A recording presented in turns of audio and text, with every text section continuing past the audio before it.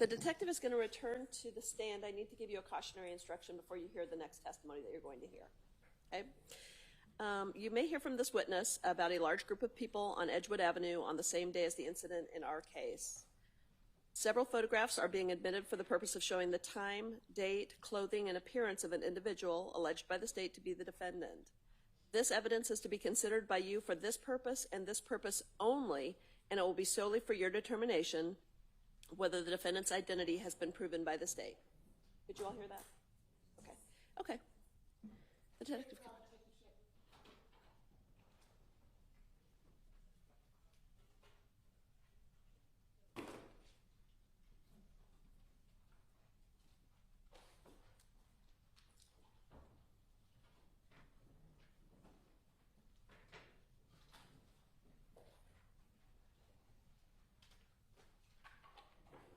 Good morning, Detective Shepard. You remain under oath. Yes, ma'am. Okay.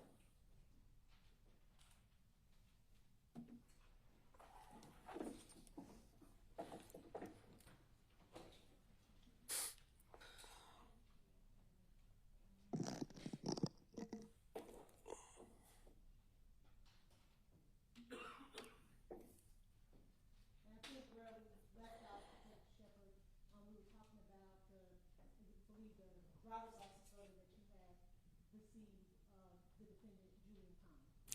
Yes, ma'am. I think that was State's Exhibit 117. Yes. Do you recall the hairstyle that he had in State's 117? Yes, there was some sort of dread or twist-like hair that came down from the do-rag that he was wearing. And how would you describe the complexion of the defendant in that photograph? It's a light-skinned black male.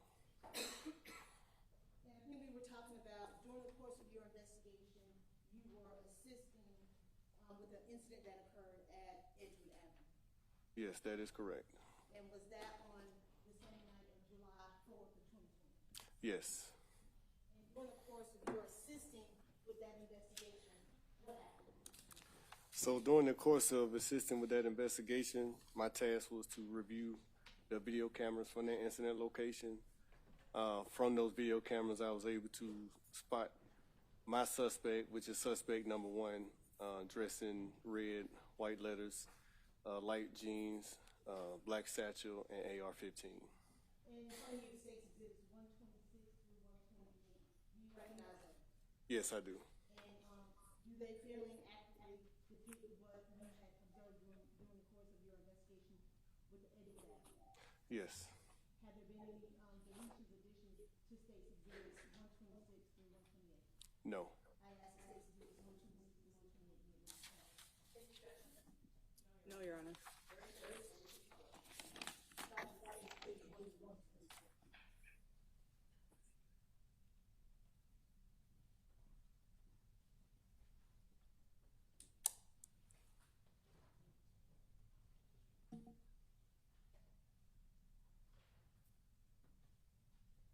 And if you could describe to ladies and gentlemen what we're looking at in State's 126. So in the far right-hand corner, suspect number one from my incident, dressed in red shirt, white letters on the back, light jeans, black satchel, AR-15 hanging from his side. And if you could just circle that on State's Exhibit 126.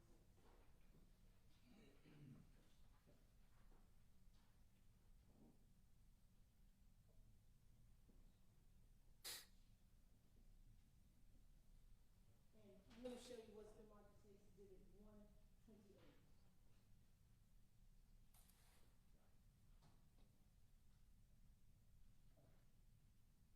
And can you tell us what we're looking at there? Yes, from this angle, from the left side of the picture is my suspect. Suspect number one, dressed in red, white letters on the back, black satchel, light blue jeans, AR-15 hanging from the side. Are you able to see that individual's face in this picture? Yes. And who do you recognize that to be? The name? Yes. Julian Conley. And that's the defendant that's here today? Yes, that's suspect number one. Now, at some point in time opportunity to observe a press conference in relationship to your investigation of this case. Yes. And when, do you recall when that was? I believe it was on the 13th of July. And can you talk to us about that, what you observed? Were you present for the press conference? No, I was actually in my office. And how did you know that there was a press conference going on? I was alerted by other detectives saying, hey, there's a press conference regarding your case with Secoriea Turner. I immediately turned on to that station and watched it. And who was a part of that press conference? My suspect number one with the red short shirt, white letters on the back, blue jeans with the AR-15 from the side, and his attorney. And who was his attorney? Jackie Patterson. And during that press conference, did the individual that you knew as suspect number one speak? Yes.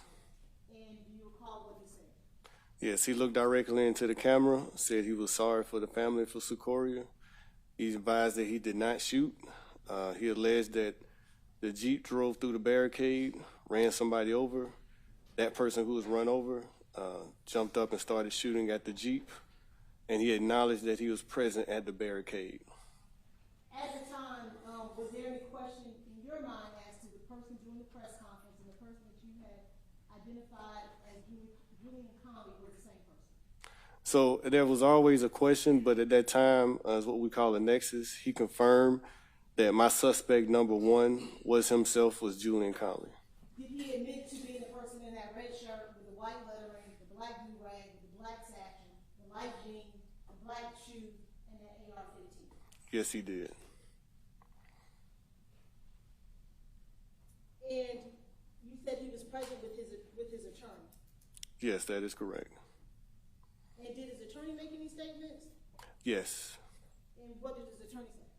His attorney also acknowledged that his client was my suspect number one, dressed in red, white letters on the back, blue jeans, black satchel, AR-15. However, he said that his client was not going to make any statements to police. And I'm showing you this marked as State's Exhibit 117. Do you recognize State's 117? Yes, that's 117 is going to. I'm sorry, 117A. 117A is going to contain my suspect number one, dressed in red shirt, white letters on the back, light jeans, black satchel, and AR-15. And is there another photograph next to that? Yes, that's going to be the picture from the press conference. Has there been any additions or deletions to it? No. I asked the State's Exhibit 117 be admitted, 17A be admitted. 17A? Yes. No, Your Honor. It's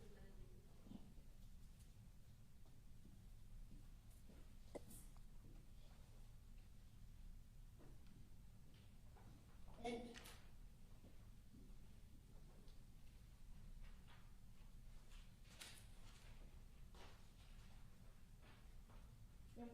And did you put those two pictures side by side?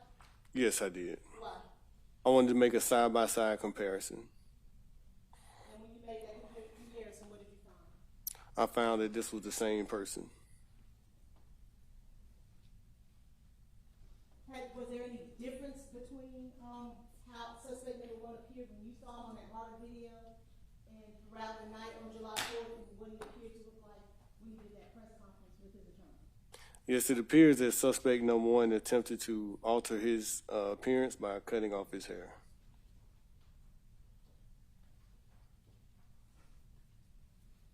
Let me ask you,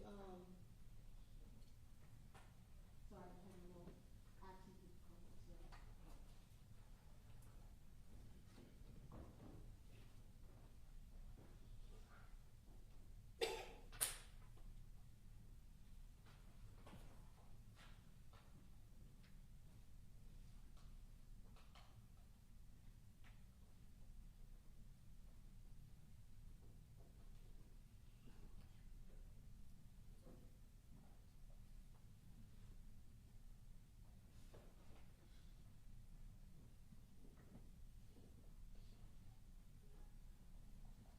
Up on the screen, is that split photograph that you did to confirm that you Julian Conley was, in fact, the suspect number one from the shooting of Secoriea Turner?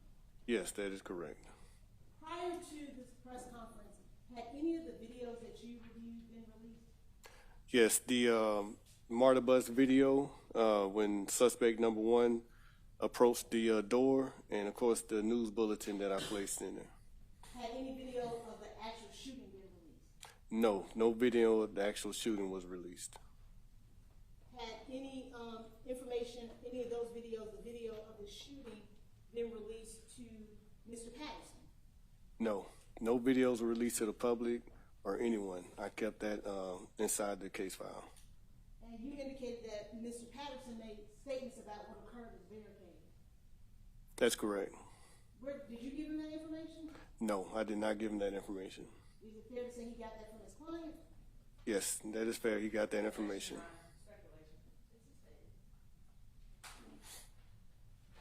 Was Julian Conley standing next to Mr. Patterson when he made statements about somebody getting hit by a car and falling down to the ground and getting up and start shooting? Yes, he was standing to the left. Did Mr. Conley stop him and tell him, no, that's not right? No, he did not. Was there any mention of anything about somebody shooting from the Jeep as it passed by and the shots rang out? Not. At the press conference? No, not at that press conference, no.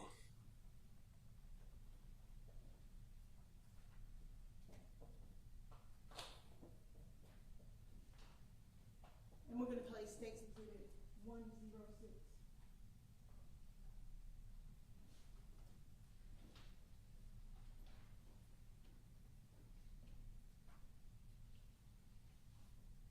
He's pulling it up. Prior to this press conference, were you certain of who the shooter was as far as it being suspect number one that shot and killed Secoriea Turner? Prior to the press conference, yes, I was. What was the only thing he was missing? That nexus that I needed for him to identify himself from the video. And at that press conference, did you get that identification in the name for the person that you used to shoot? I did.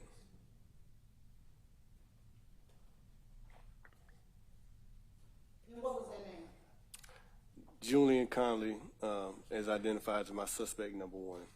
Red shirt, white letters, blue jeans, and AR-15.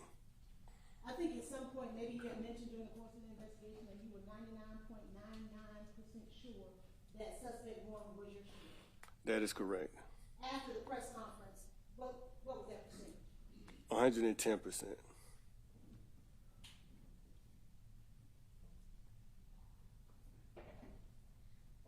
The mother of this 8-year-old girl killed while trying to go to a store is pleading with the public to help find her killer. We spoke exclusively to one of the men who police say is a person of interest in that shooting. Channel 2's Tom Jones live in Midtown Atlanta. And Tom, the man told you he's comfortable speaking publicly because he says he didn't shoot anyone. George, that's what Julian Conley says. He admits he was at the scene, says he saw what happened, but says he did not shoot anyone. I attended a news conference on Zoom where 8-year-old Secoriea Turner's parents pleaded with the public for help finding her killer. Please help. Y'all help y'all daughter. I only have one.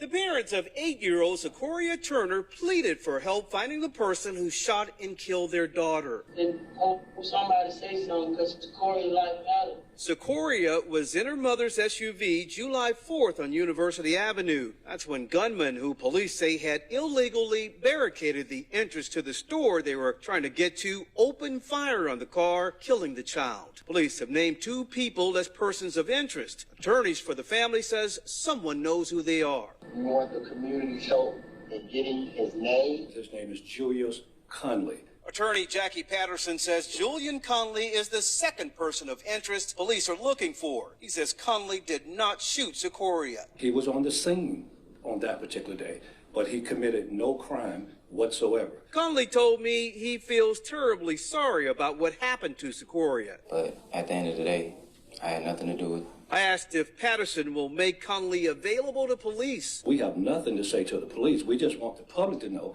that this man is innocent. Meanwhile, Secoria's mother says she wants to hear from anyone who knows what happened. You don't have to call the police, lawyers, nobody. Right me, call me.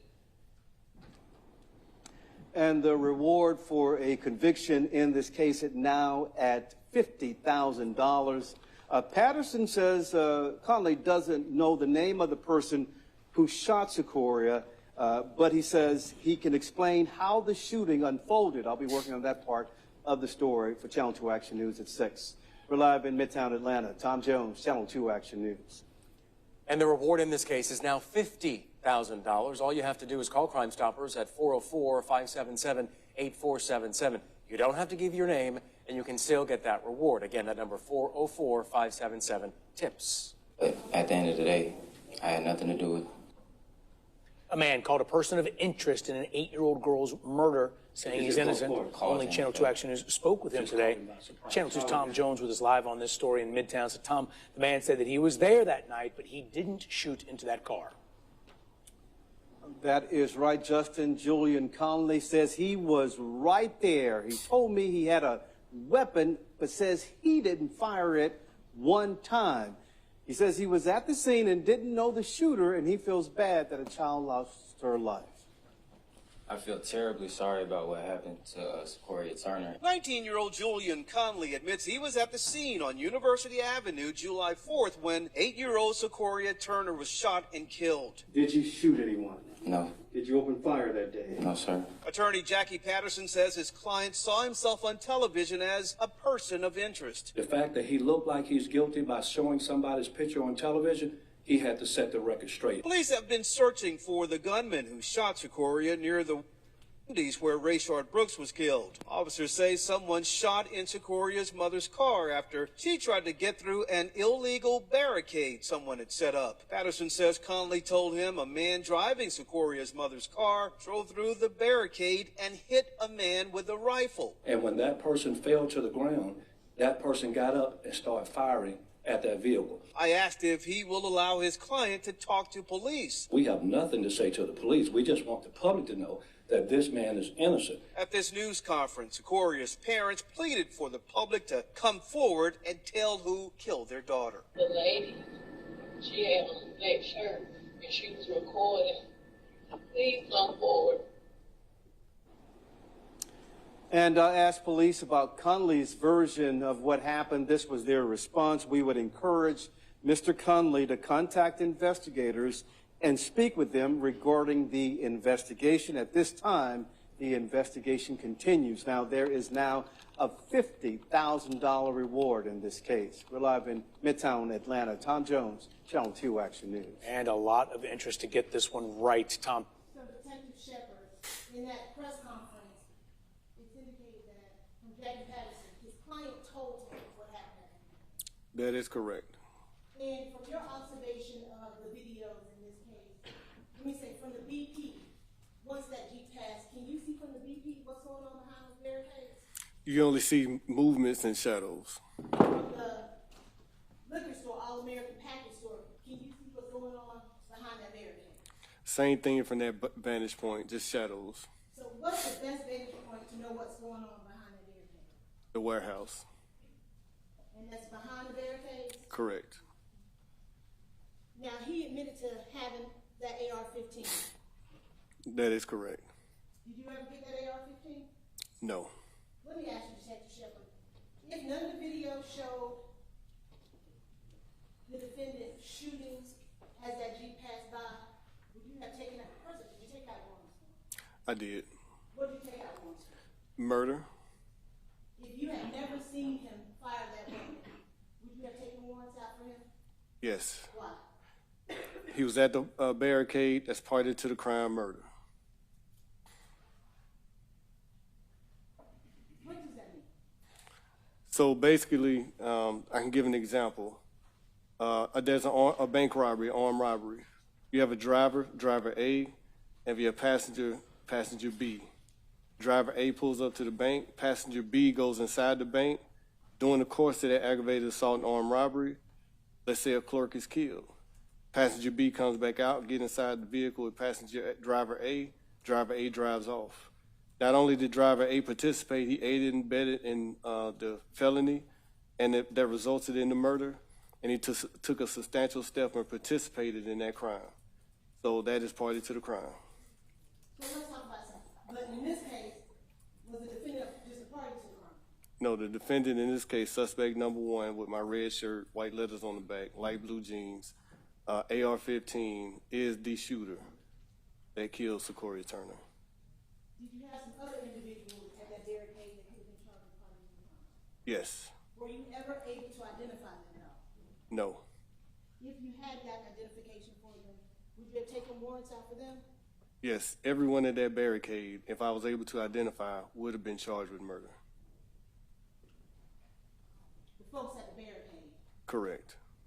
Now, we know Mr. McKinney was someone else that you took warrants out for. Did you take warrants out for him for murder? No, I was able to observe right before the Jeep drove through. He walked away from the barricade. At that barricade, was the defendant, or your suspect one that you knew about, was that the only person that fired as that Jeep passed through? No. Was there someone else who fired? Yes. Do you know what the description of that individual was? No. Did you ever get an identification on that person? No. After the shooting occurred, through your observation of the video, were there other individuals out there that were still shooting? Yes, there was another individual down by the tent area. That person discharged a firearm also. This was after the Jeep had already passed through. And you said down by the tent, and I think we talked about that tent. Whose tent were you, did you ever find out whose tent that was? Yes, that's going to be the Williams brothers' tent. I interviewed their mother early in the investigation, who gave me statements that were greatly exaggerated. That was coming from their tent area. So there was fire from the tent area where the Williams were. And I'm going to show you State's Exhibit 57, I believe. Okay. And then did you observe any other fire, gunfire from that area? So there was a male walking from the barricade after the Jeep passed. He appears to fire a handgun into the street. Then he walks over to the Williams tent.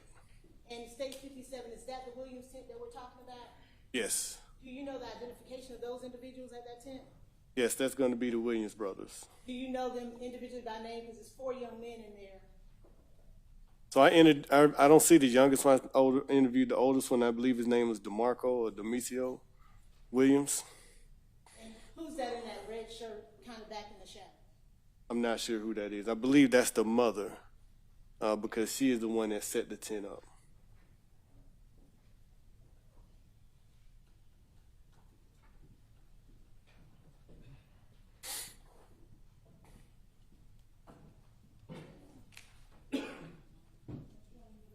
States Exhibit 129, 131, and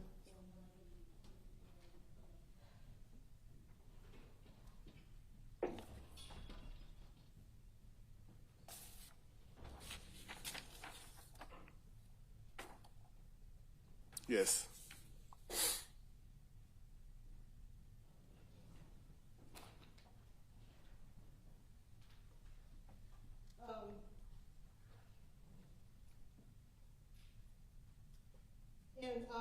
How do you recognize those? So the State Exhibit 129, the male that's walking from the barricade after the Jeep had already passed, this is the subject who fired 1 round, appears from a handgun into the street. And let me ask you, are those screen grabs from the video of the shooting over at University of Ohio? Yes, yes it is. And that's 131. Okay, 131 is going to be a screen grab of an individual down at the Williams brothers tent. He appears to be running from the back of the vehicle out of frame.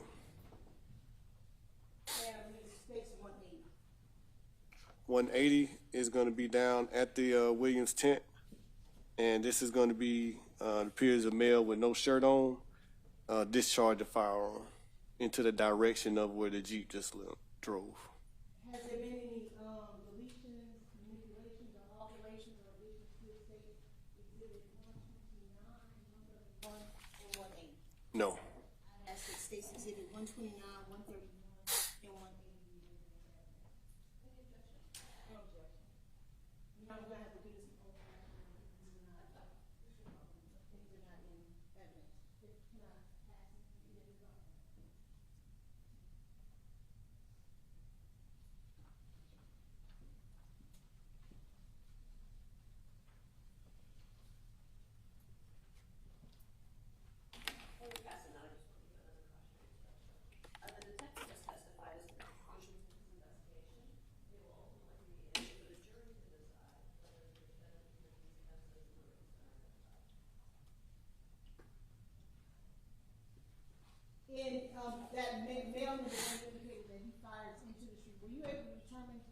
whether or not that was a handgun or a long gun that that individual used to fire into the street?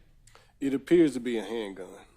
And then the individual that is firing next to the Williams tent, is that individual firing that weapon with a long gun or with a handgun? That also appears to be a handgun. And I think that third individual in States 180, I believe that is near the Williams tent, I believe indicated that had a firearm in his hand. Does that appear to be a long gun or a handgun?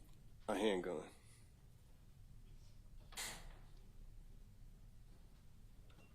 Were you ever able to identify the individual that is walking in the middle of the street that fires that handgun towards the ground? No.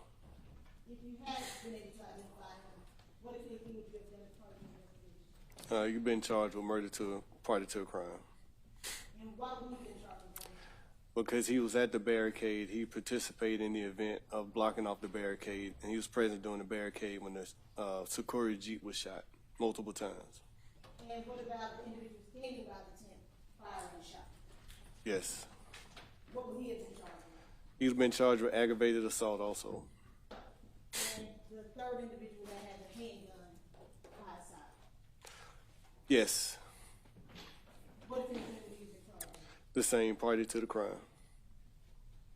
And we're going to go back to State Exhibit number 2 from the warehouse location. Camera 2, starting at timestamp, I believe it's 9:45 or 9:45. And can a handgun fire a 5.56? No. A 223? No.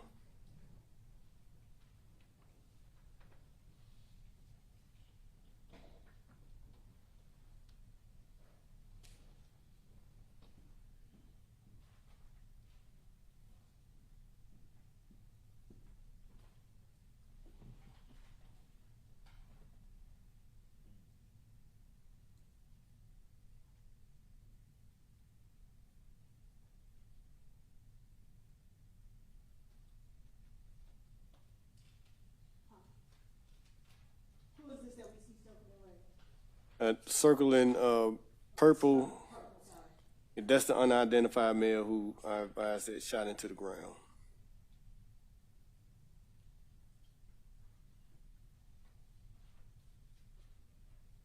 And the red arrow is pointing towards a muzzle flash.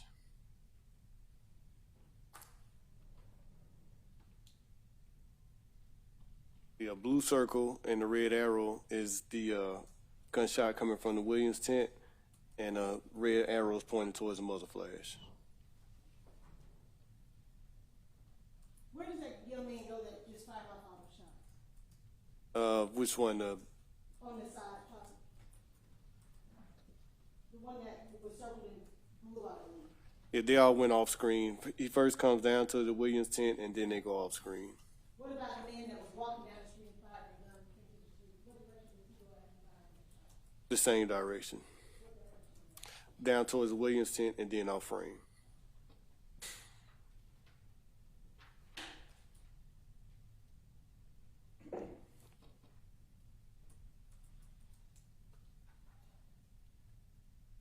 Circled is the black male, blue shorts. At this point, he's holding a handgun. And the red arrow is pointing towards that.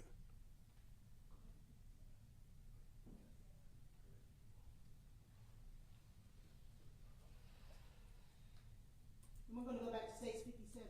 Do you see that young man with the blue shorts on that had that handgun that we just observed in the video? Yes, it looks like it's going to be the male to the right with the blue shorts on and the white shirt.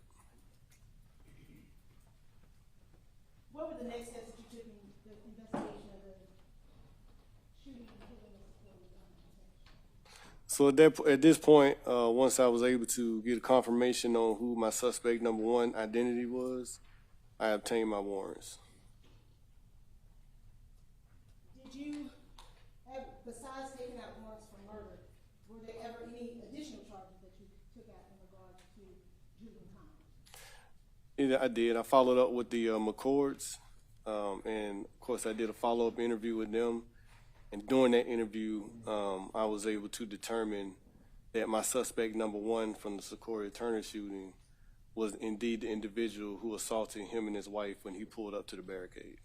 How were you able to determine that?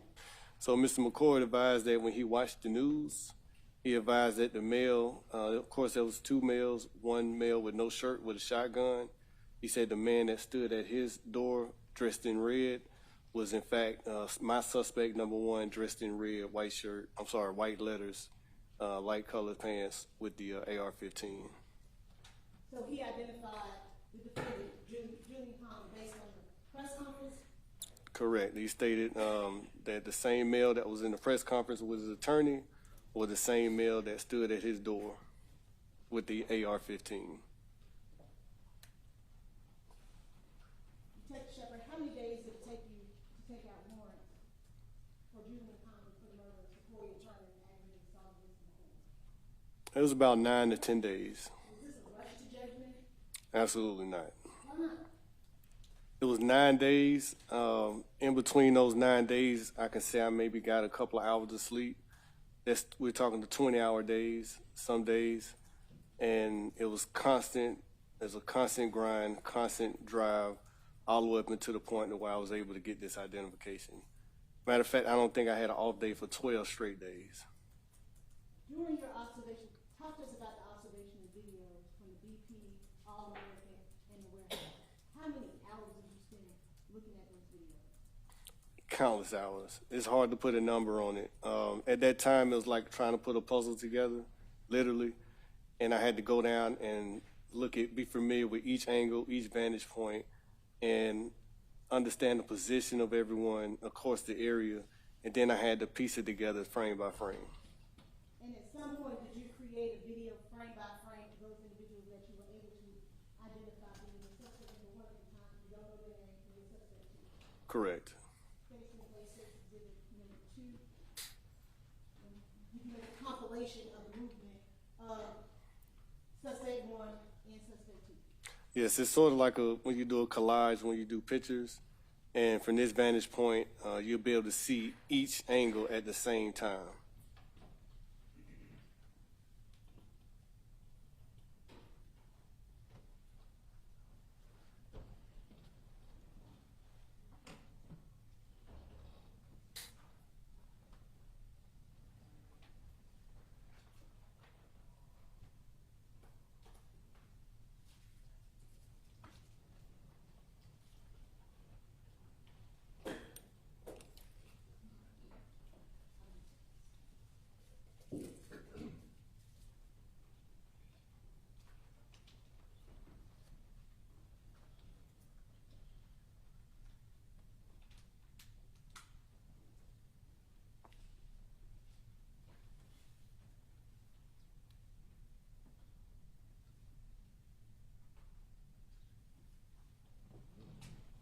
What video is this from? This is going to be from the MARTA bus. Again, you see my suspect number one, the red shirt, white letters, light blue jeans. This is the door of the MARTA bus. My suspect number one, red shirt, blue jeans, AR-15. And if I recall correctly, this occurred around 9:15-ish? Correct.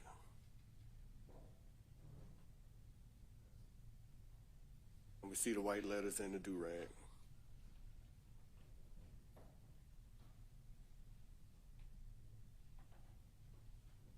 And here we see the hair coming down from the side.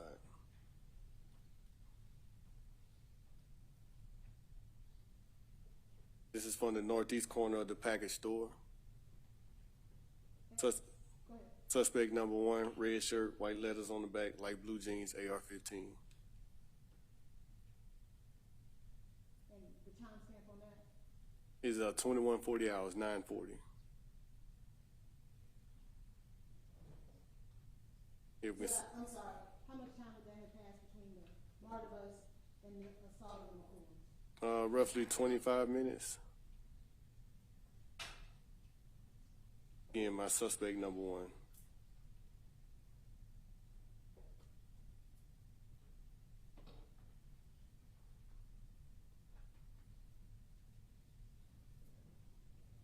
And see the AR-15 on suspect number one.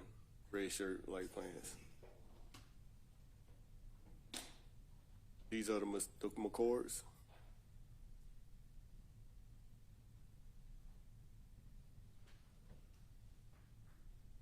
Suspect number 1 entering the frame. Red circle.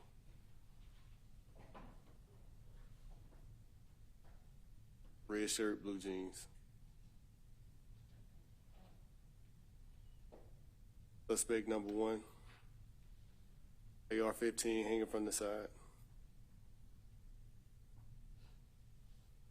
What vantage point is that from?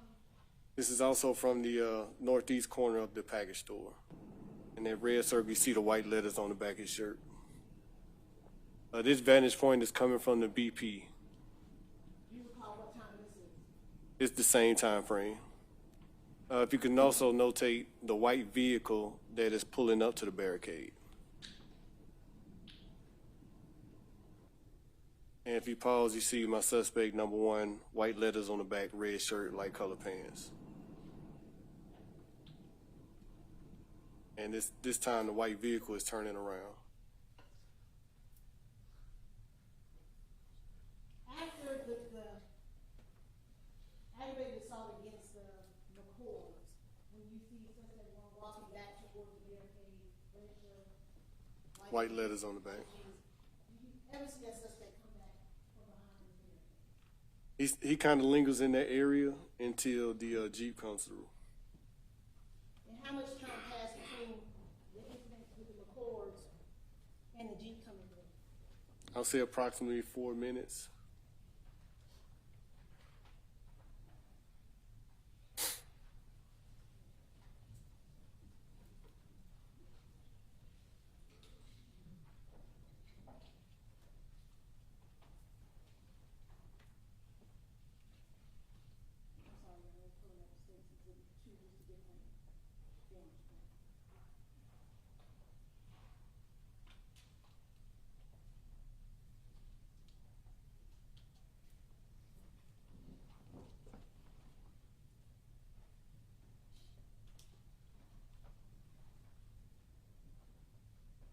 Okay. So if you notice the white car turning around, the red circle is circling my suspect number 1, white shirt, white letters on the back. And also if you look on the top vantage point, this is coming from the back of the warehouse. You see the white car turn around. You also use that as a landmark because you see the red circle, which is my suspect number 1. And also you see the vehicle in the bottom frame driving through, you see it in the top frame. What's going on now? So the light blue circle, that's Secoriea Turner's Jeep that's coming through the barricade. And also you see suspect number 1 circled in red. And we never lose sight of him on each vantage point from each camera.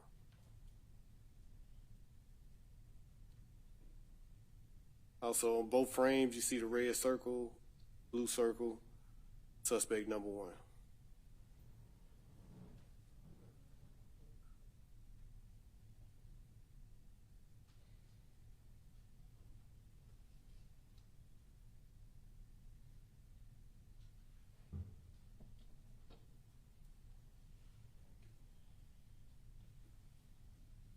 And at this time when the Jeep is coming through, are you able to see The muzzle flash. the muzzle flash? Yes. Do you recall how many shots that you were able to see being fired into that Jeep as it passed by? 2 muzzle flashes. And how many defects were on the car? 8 defects. So you only see 2 shots, but you have 8 defects. Explain that to me. So as the Jeep is passing Julian Conley, the defects are going to the side of the vehicle, around to the back.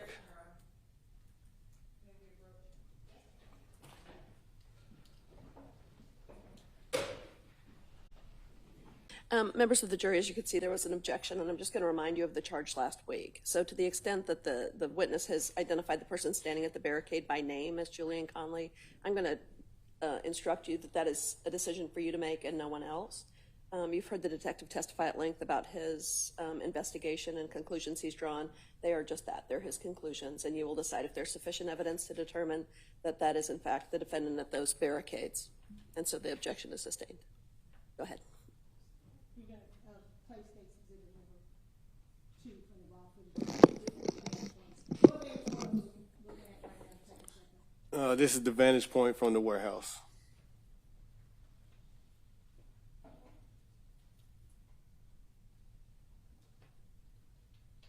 Are those the other flashes that you discussed? That is correct. Did you ever get that AR-15 that your suspect number one was firing those shots at into that unit at all? Objection, Your Honor. Ask and answer. What's the purpose of the question? To follow up on what he would have done if he got that information. The weapon. Okay, can you rephrase it?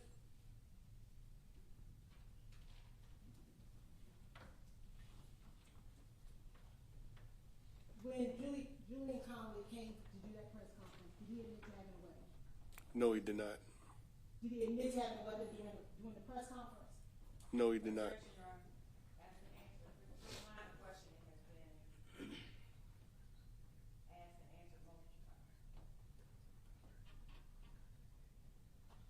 If you had recovered a gun in this case in regards to the shooting of Secoriea Turner, what would you have done? Okay, he can testify as to what he would have done in the investigation, and you've moved on from the question that the objection was based on, and that's appropriate. You can ask what he would have done had he had that, because that's about his investigation. So if I did receive any type of weapon in this case, of course, once that weapon is received, we will do a test on it, and we will test fire it. We will test the shell casings that come out of that weapon, also the projectile that comes out of that weapon. Both of those will be tested and confirmed through GBI. When you say confirm, what do you mean confirm? So we get like what we call preliminary results. Each time a weapon is fired, that firing pin hits a shell casing, it leaves a unique marking. That shell casing will be placed in what we call nibing. And a projectile will also be tested. That's a preliminary test. It's not confirmed until it goes to the GBI, and they're able to confirm the original preliminary investigation. Is there an examination that can be done to determine whether or not the shell casings you found at the scene matches the firearm that you may receive? Correct. So if I did recover a weapon, I would be able to tell if the spent shell casings that we found on scene actually came from the firearm that I had in my possession. So that testing, are you able to determine if it is the murder weapon or excluded as a murder weapon? Either or. It can be either excluded or confirmed. Within 99.9% certainty? Correct. Do you need a minute before cross-examination, or are you ready for cross? You ready for cross?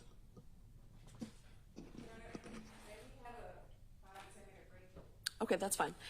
Will you step out for 5 minutes? I've got something else I need to attend to anyway.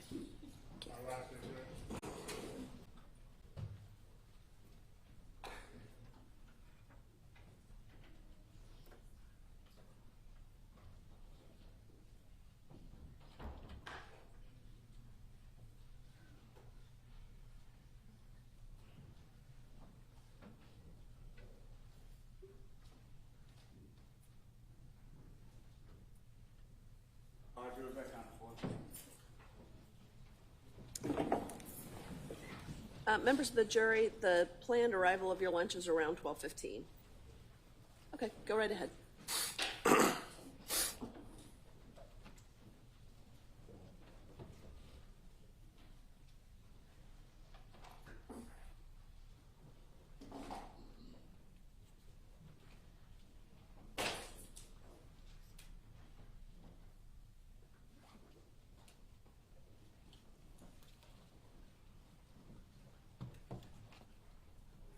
Good morning, Detective.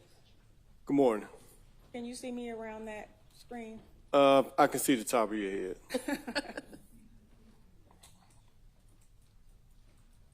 So I have a few questions for you. We heard a lot of information about the atmosphere related to what was happening at that time in the city. And you mentioned people were upset about, I guess, some of the different events that took place. Did any of that frustration spill over to people being upset with police? Yes, absolutely it did. Okay. And you also mentioned that the location where this incident took place was designated as an autonomous zone. Yes, that is correct. When did it become an autonomous zone? At the point that they took over the street, restricted all traffic, pedestrian or vehicle, and set up areas where they started camping, that's when it became an autonomous zone. And so by it being an autonomous zone, correct me if I'm wrong, but that means that police weren't patrolling the area, correct? No, that is incorrect. Okay. So how were the police, if people had taken over the area, how were police dealing with that? So I work in the Central Investigation Division. I don't work in the division where they're patrol division. So their patrol patterns or their directives that they were given, I was not privy to that. My total assignment was investigation. Okay. So does that mean you don't really know what was happening in that area?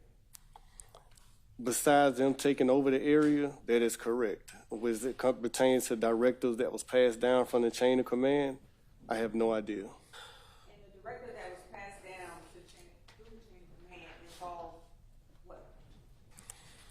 I work in the Central Investigation Division. I'm not aware of any directives that came down as it pertains to that area.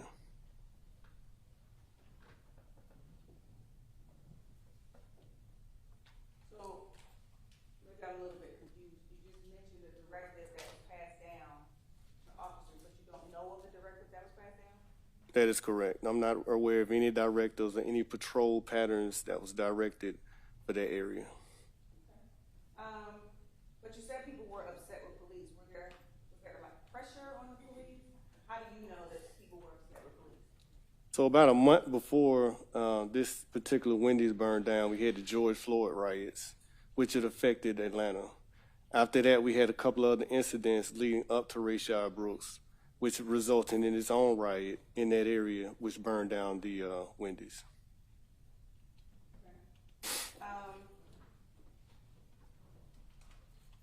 And there were people camping out in the Wendy's regularly, correct? After the area was taken over, after it was burned down, that is correct. Okay. And you say that the area was taken over. But isn't it true that city council and various political figures went to the area to speak with the individuals who were there? Objection calls for speculation, Your Honor. Can you restate the question?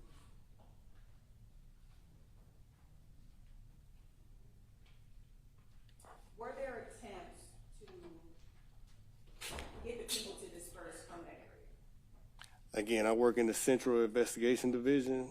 I'm not aware of any patrol patterns, any directives, any city councilman. I'm not aware of anything that affected that area. So that means you don't know if anybody took over the area? No, that is incorrect. The area was taken over and set up as an autonomous zone. Okay, we'll move on from that. You mentioned that there were barricades there. If you're not familiar with the area, you don't know when those barricades were placed there, do you? The barricades were placed in the area when the Wendy's burned down, and the barricades was placed around the Wendy's parking lot because the Wendy's had burned down. Where'd you get that information from? So once the Wendy's burned down, of course, watching the news, watching social media, you can see that there was also obviously barricades placed around the Wendy's parking lot. Okay. And you mentioned that you had hours of footage that you watched in relation to this incident, correct? That is correct. But you don't have any footage showing anybody bringing those barricades to that location? Bringing barricades to that area a month prior to the shooting. Can you have the witness be responsive to the questions asked? Okay, well, just do your best to respond. If you need to explain your answer, let her know that. Yes, ma'am. No, it's impossible for me to have video footage from the incident that occurred at that time when barricades was exactly pinpointed and blocked off on that street. That is impossible. My incident occurred on July the 4th.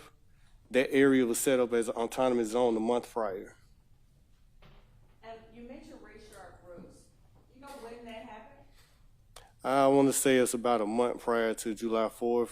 It was in June, and it was maybe a month after the George Floyd incident. And you said you got some of your information from the news. You know when Ray Sharp's funeral was? I have no idea. So it wouldn't surprise you to know that the barricades were up in June during Richard Brooks' funeral.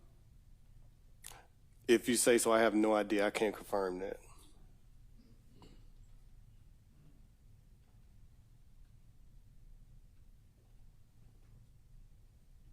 At what time did you start watching video of this incident?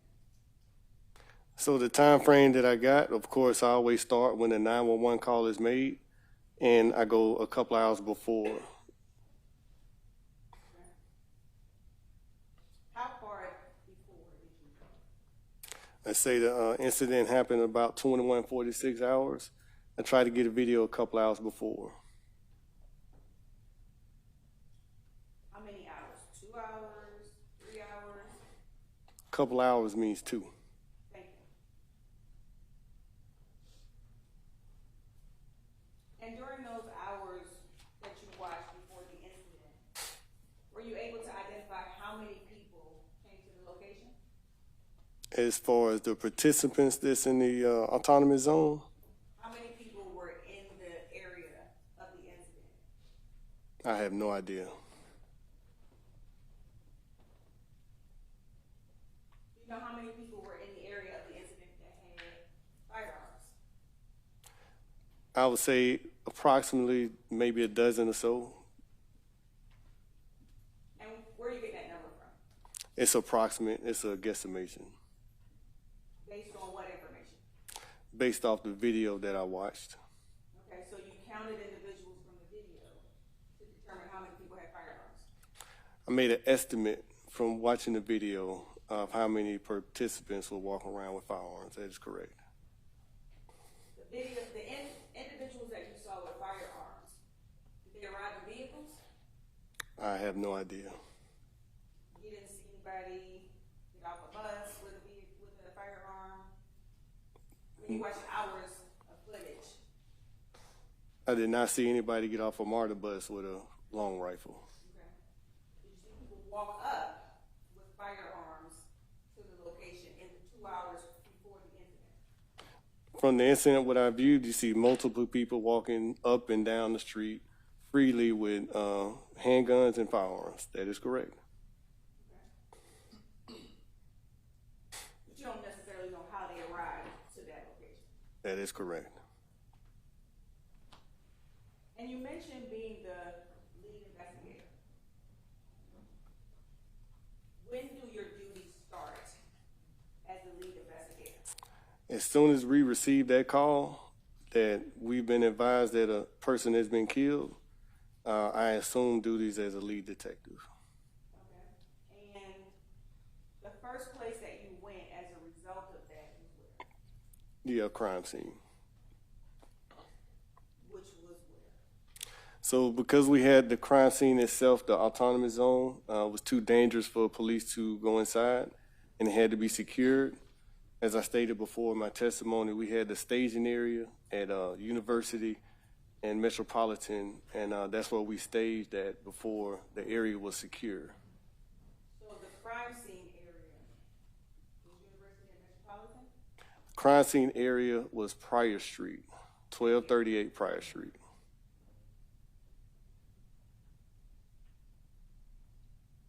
What's the first thing you did when you got there? Got to my staging area or the actual crime scene. So by the time we was able to get to the crime scene, of course, it was secure. I observed people that was living in the tents, sweeping in the area. We instructed them to stop. We immediately broke off in patterns and started looking for evidence and trying to locate evidence. How many officers were at the scene when you arrived? I don't know approximate number of officers, but it is documented in our case file. Which officer secured the scene before you got there? So the area was secured by TFOs, our tactical field officers, and that area had to be secured because of safety issues. And what does it mean when the area is secure? So that means the area needs to be secured. That means it's unsafe for detectives and anyone to come in and actually work the crime scene. So that means that individuals in that area are removed from that area? That means if individuals in that area, if they're creating that area to be unsafe, yes, they are removed from that area. And that area is secured, and it's secured and roped off for evidentiary purposes. So there shouldn't have been anybody sweeping any streets or moving any evidence because it was secure, correct? That is correct, but see, what you have to understand, inside this autonomous zone, there was a group that was not from Atlanta. This group, what you want to call them, Antifa, they were hardcore protesters. This group would not move, and they were inside the parking lot, inside the private parking lot of the burned down Wendy's. So that's a totally different group from the suspect number one and his co-defendants. So that group did stay. They were not removed, but they were instructed to stay inside of their tents.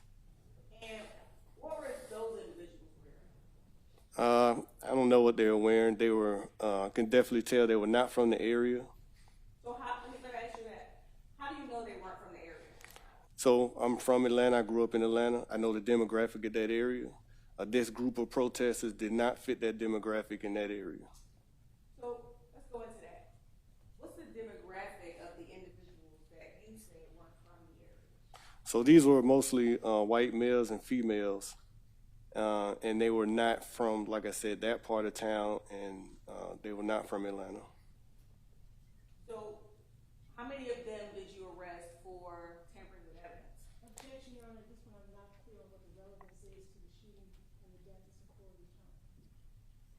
Okay, explain your question. Your Honor, the question is in reference to the information the officer gave about people sweeping up the area. Sweeping up the area, on direct, he was asked whether or not he saw anybody committing any criminal offenses on the video. I'm asking him about the people that he's saying were still in the area sweeping up the crime scene. I'm asking him what steps were taken to address those individuals who modified the crime scene. I'll allow it. Instructions were given to those individuals to stop, and they stopped. So my question was, how many people did you arrest for modifying the crime scene? Instructions were given, and they was. Okay, were there any arrests as a result of that? No, Your Honor. Okay.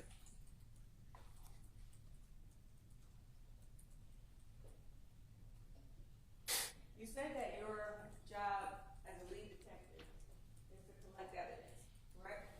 Identify and collect evidence. That's correct. But you didn't actually pick up the evidence yourself, correct? That is correct. We have a crime scene tech that is trained and with that procedure of collecting evidence. And had you watched the video prior to the crime scene personnel arriving on the scene? Are you referring to the moment of the crime scene? Which part are you referring to? The videos that tell you what took place, had you observed those before the crime scene techs arrived at the scene? No, that's impossible. The video hadn't been collected yet. We're still doing our preliminary stages of working the crime scene. So at that point, when crime scene personnel arrived, you didn't know where the crime scene took place? No, just like any other crime scene, we don't know where evidence is. That's why we break off and we do a canvass of the area to identify items that need to be collected and identify items of evidence. So when you got there, were the barricades still there? Yes, I do believe there are some barricades that were still there. Okay. Were those barricades blocking the street when you got there? I'm not sure if they were obstructing the street, but I do remember observing some barricades in the street. Okay. So where in your report does it document how you determined the area of the crime scene? So that report is going to be made by a crime scene tech unit. They would come on the scene. Like I said, we do a canvass of the area, we identify the evidence, and we start to document it and collect it. I also instructed an investigator of mine to do what we call a crime scene sketch.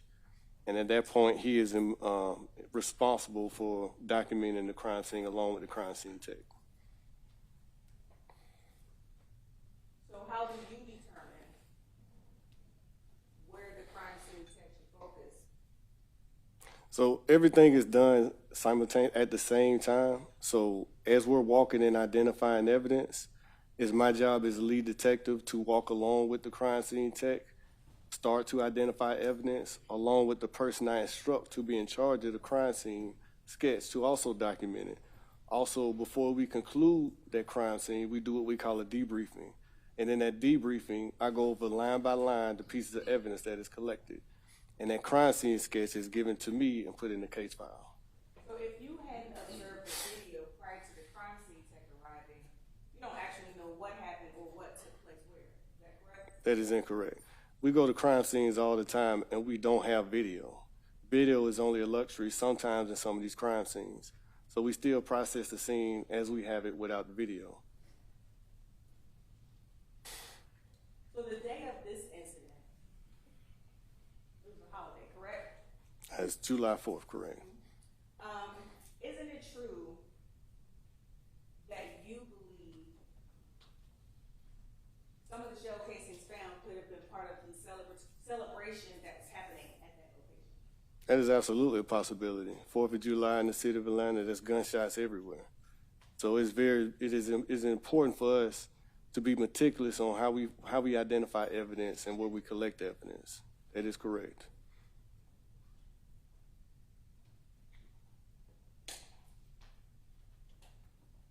You don't know how many of the shell casings that were located were connected to the celebration that was happening? That is incorrect. Once we collect all the evidence and we start comparing to the actual crime scene as investigation leads from the preliminary stages and ongoing, I identified we had 7 spent shell cases that were 5.56, and as I said, as investigation goes on, a 5.56 projectile was taken out of Secoriea Turner's back. And when did you find that out? During the autopsy. And when did you receive the autopsy report? So the autopsy report is never done within a couple of days, but it's my job as a lead detective to work hand in hand with the investigator and the doctor so I can get those preliminary findings to help aid in my investigation. Their report is not signed and sealed. It takes time for their report to get done. And there's also a priority list that they have because they have other decedents in their possession that they also have to do reports. So when did you actually get the report? That report is going to be documented in the case file as well.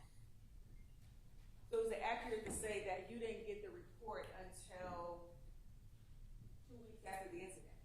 So that could be correct. That is correct. But what's important is the information that I get in those first days of investigation from the medical examiner, which aided me in my investigation. So where in your report does it document when you actually got the information from the medical examiner? So that report is going to be available inside the report. If you look at the top of the medical examiner report, it's going to state that the doctor who signed off on the report and the date that it was completed. But that medical examiner's report doesn't say when they talked to you, is that correct? That's a medical examiner report. That's correct. It's just documenting the actual injuries to Secoriea Turner. Correct. So you created your own report that detailed what you did as a lead investigator, correct? That is correct. And so you would have documented the moment or the date that you got information from the medical examiner, correct? That's not always true. As we get information from the medical examiner, the investigator, as I said, I know that it's going to be documented in the case file. So if they give me information, let's say where the injury is, what type of projectile is coming out, that's it important. Me documenting as I go on, as I speak to them, is irrelevant because I know it's going to be documented inside the report. So when you were collecting evidence from the scene, you didn't have a medical examiner's report, correct? That is correct. Only thing we have is what we can collect from the scene. And you hadn't watched video when you were collecting evidence, correct? That is correct. So you didn't know what you were looking for, correct? Absolutely, that is correct.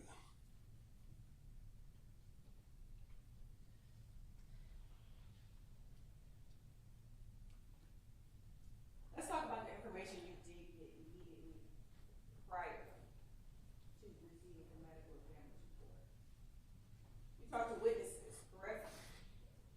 No, we call witnesses who actually cooperate. I spoke to multiple individuals who was adamant about not cooperating and not going on record for anything.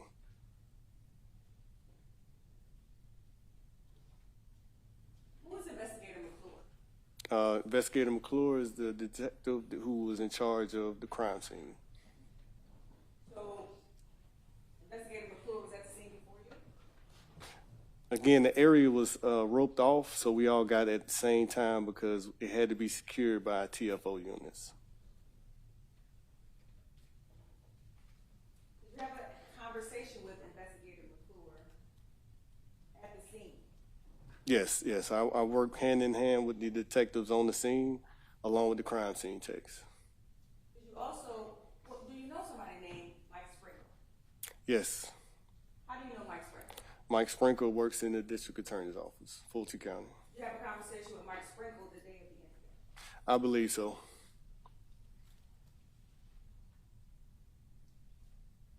In reference to evidence that you discussed on the day of the incident with McClure and Mr. Sprinkle, were you told that somebody was live streaming? It does call for hearsay. Is there an exception? Your Honor, this is actually not for the purpose of trying to establish what's actually, it's not for the fact or the matter, it's not being presented to determine whether or not it's for the truth of the matter asserted.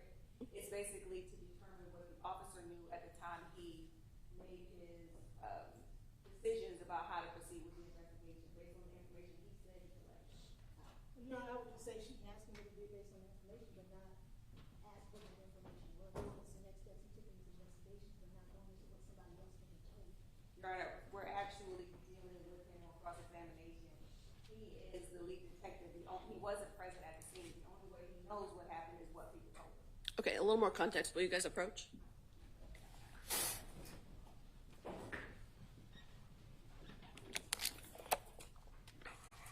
So on the day of the incident, before you watched surveillance video, were you made aware of any other videos that may have been created at the time of the incident? Are you referring to surveillance videos? No.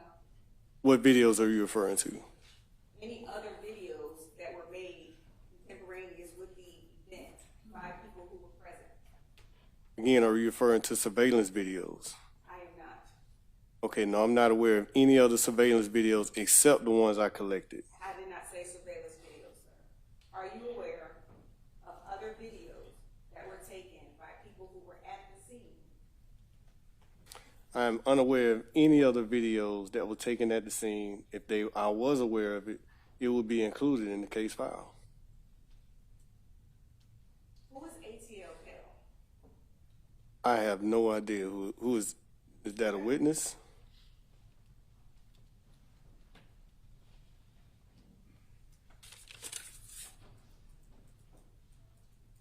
While you were doing your investigation, were you made aware that there were individuals at the scene dressed in all black? Yes.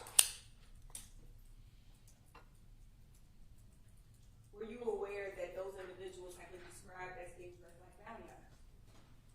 The only description that I got of males dressed in all black as dressed as bounty hunters was from Julian Turner, Secoria's mom.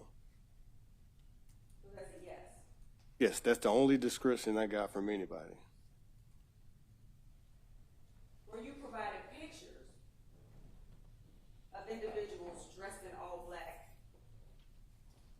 that were identified to you as the shooter? So if you're referring to the picture that was given to me by Mr. Omar Ivory, he did provide me with a picture with two individuals circled in red, stating that these are the shooters, and he stated that he got that from second and third hand information from the internet that somebody provided him. He provided to me So that. the answer is yes, you did get a picture. Objection, Your Honor. I would just ask if you would allow him to finish his answer before. Were you finished? No, ma'am, I had. Okay, you can just a finish your couple. answer. Go ahead. So he provided that picture to me, not stating that he is saying that these are the shooters, but he provided the picture saying that this is what was told to him is the shooters. So it's unconfirmed information, social media, wherever he got that from online. And so, as the lead detective, are you the person responsible for confirming information that's provided to you? Absolutely. As a lead detective, especially in a case like this, we get so much information. It's like drinking water from a water hose, a fire hose. So we take all the information, no matter where it's coming from, and we put it in the case files. I make a mental note of it. And if that I'm able to confirm later on through the investigation, whether I corroborate through witness statements or other evidence, if that information is in fact valid. So the information that he provided was placed into the case file and documented.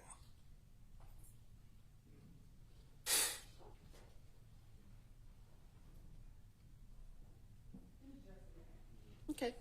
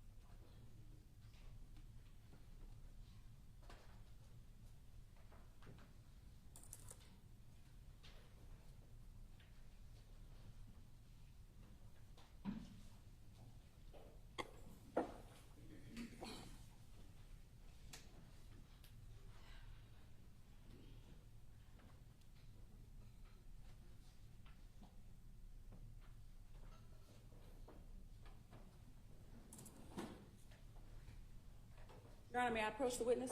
Yes. Can you look at this picture and tell me if you recognize it? Yes, this is the exact photo that he gave to me. What do you see in that? I see 5 individuals dressed in black, all carrying rifles, and I see a male dressed in a white T-shirt standing in the middle. 2 males are circled in red with 2 arrows coming down, and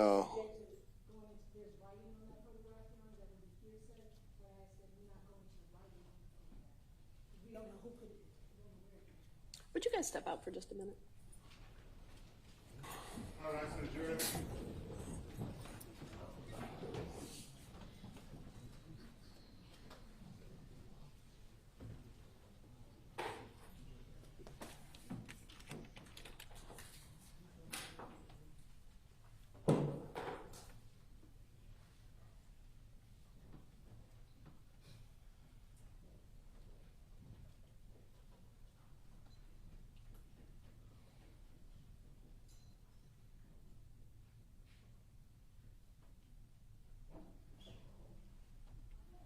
Okay, I'm sorry to send them out, but I just don't have enough context. So who made the marks on the exhibit? Your Honor, I believe the witness testified that that's how he received the picture.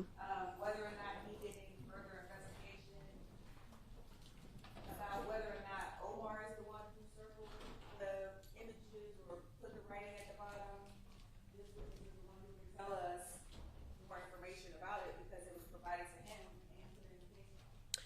Okay, I do think that directly calls for hearsay, but what do you say? I agree, Your Honor. I think Omar was asked about it. Omar says he had no idea who made the writing of the marks. So we don't know where that information came from. I think Detective Shepard has indicated they were receiving thousands of social media information about it with no identity of who these people are giving that information. So to put something in there then to suggest that the 2 eyewitnesses in this case is making identification of those individuals as being the person that shot and killed Secoriea Turner is just not accurate. Your Honor, this is the information. I just asked the witness if he's the person who's tracking down or confirming the accuracy of the information that's provided to him. He said he is. He said if he received a picture that was already marked when he got it, he was the person who's responsible for verifying that information. And we don't know whether or not he made the circles, whether or not Omar made the circles, but asking him about it is how we get that information. Did you make the circles? No, ma'am, and Mr. Can I see it? Yes, ma'am. Okay, go ahead. Omar stated that he received that picture as is. He didn't make the circles.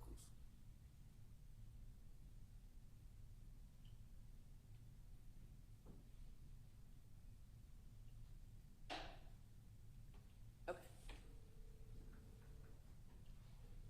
And so if you were asked, if you were able to determine, if you looked into and were able to determine the source of the writing on that picture, what would your answer be? I did. So as a detective, we receive hundreds, especially in a case like this, hundreds of tips, hundreds of information. I get it, I store it. But what if I took a step on making arrests on every tip I got, then I'd be arresting hundreds of people. So when I get that information, I have to corroborate it by following up with more information. As more information comes in, I can follow up and corroborate it and see if these are actually the individuals. And I follow the leads. My leads did not lead me to these two individuals. So I did what I usually do as a homicide detective. I document it and I put it in the case file. Okay, you can ask him about what he did based on the photograph, but don't go into anything written on the photograph because that is hearsay. Okay, they can come back in.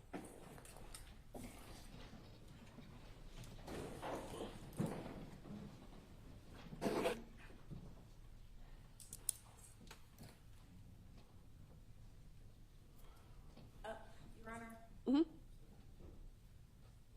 in reference to the statements that the officer just gave about Omar being able to identify the individuals that he says were the shooters, he actually recorded his interview with Omar, and we would like to play that for impeachment purposes. All right, for the jury. Okay, let's take that up over lunch. You have it now? Yes. Okay. Is it, you guys have that? I mean, they provided it to us, Your Honor. Okay.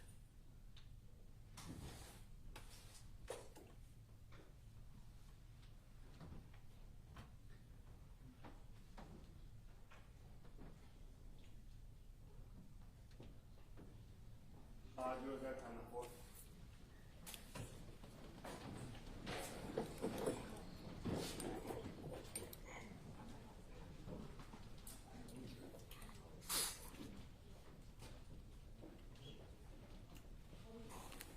Are you going to follow up on that question, or are you trying to play your exhibit? Okay. Before we play the exhibit, let's make sure everybody's on the same page.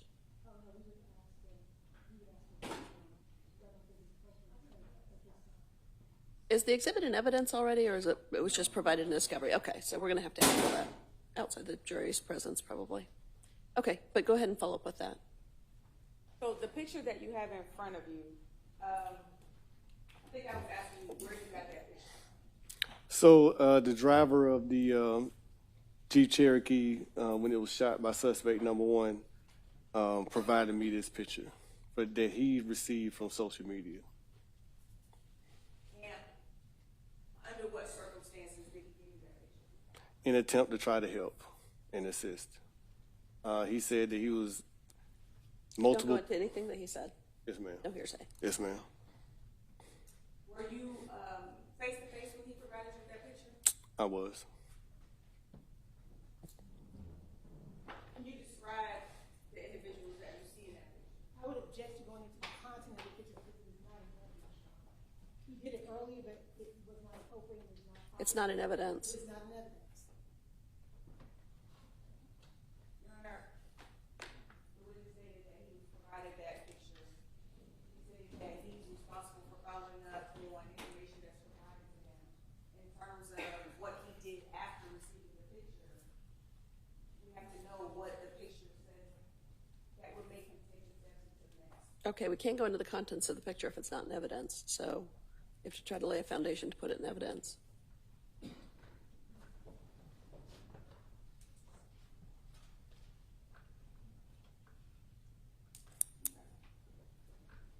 Your Honor, we'll return to the picture. Okay. So, you said you received several tips with people trying to assist. Did you receive tips telling you that the people were dressed in all black who were responsible for the shooting? Objection. Cause for hearsay is in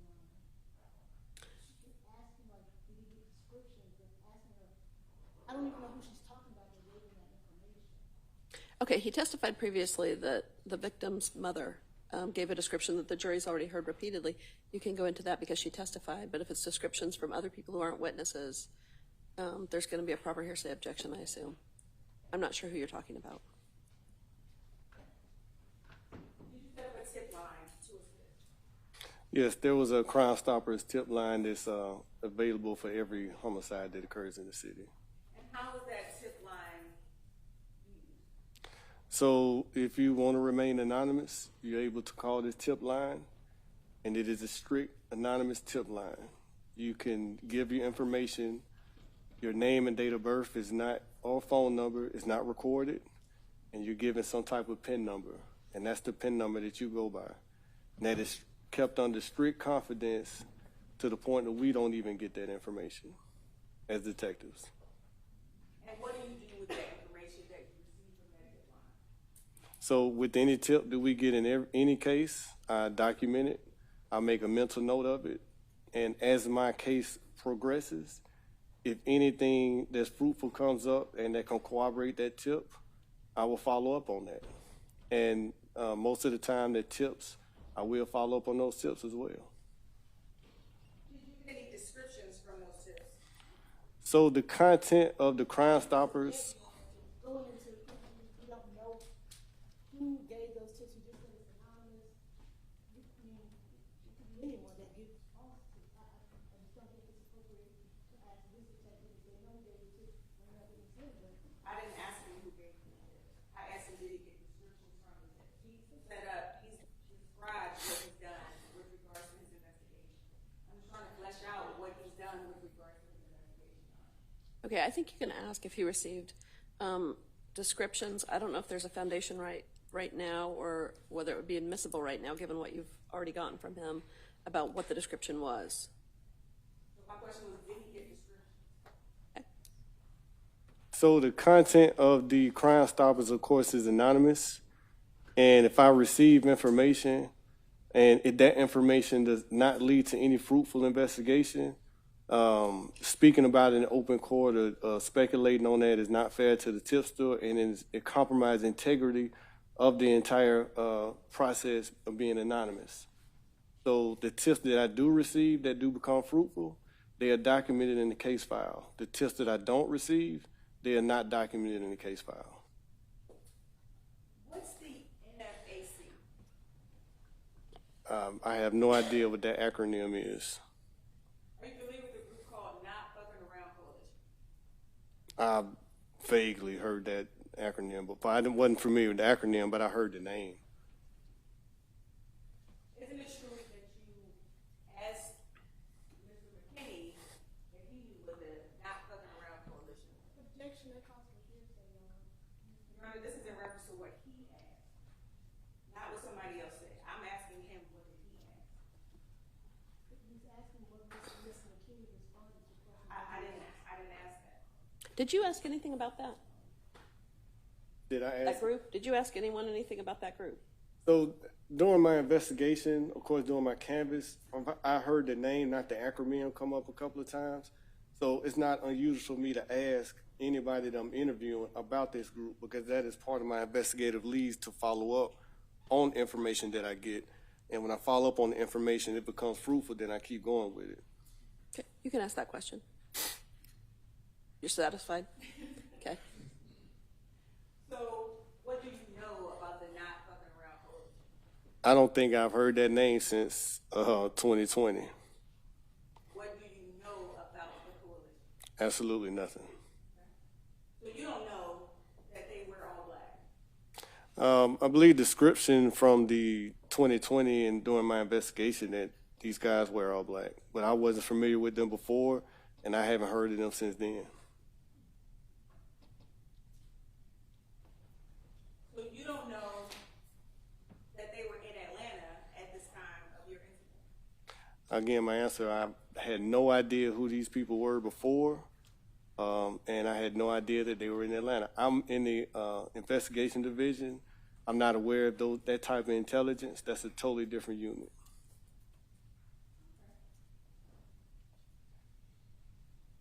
You mentioned in your direct examination made flyers to disseminate to the public. Is that correct? That is correct. And on those flyers, you put a description, correct? Correct. Isn't it true that your flyers describe people wearing all black dressed like bounty hunters? That is correct. Isn't it true you passed out 400 of these flyers? In total, 400. That is correct, approximately. Had you watched the video of the incident before you passed out those flyers?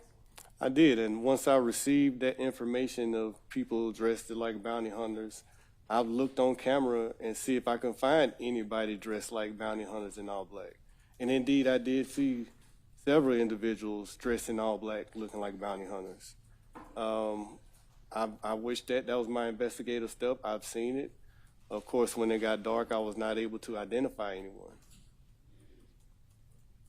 So when it got dark, you mean the time of day?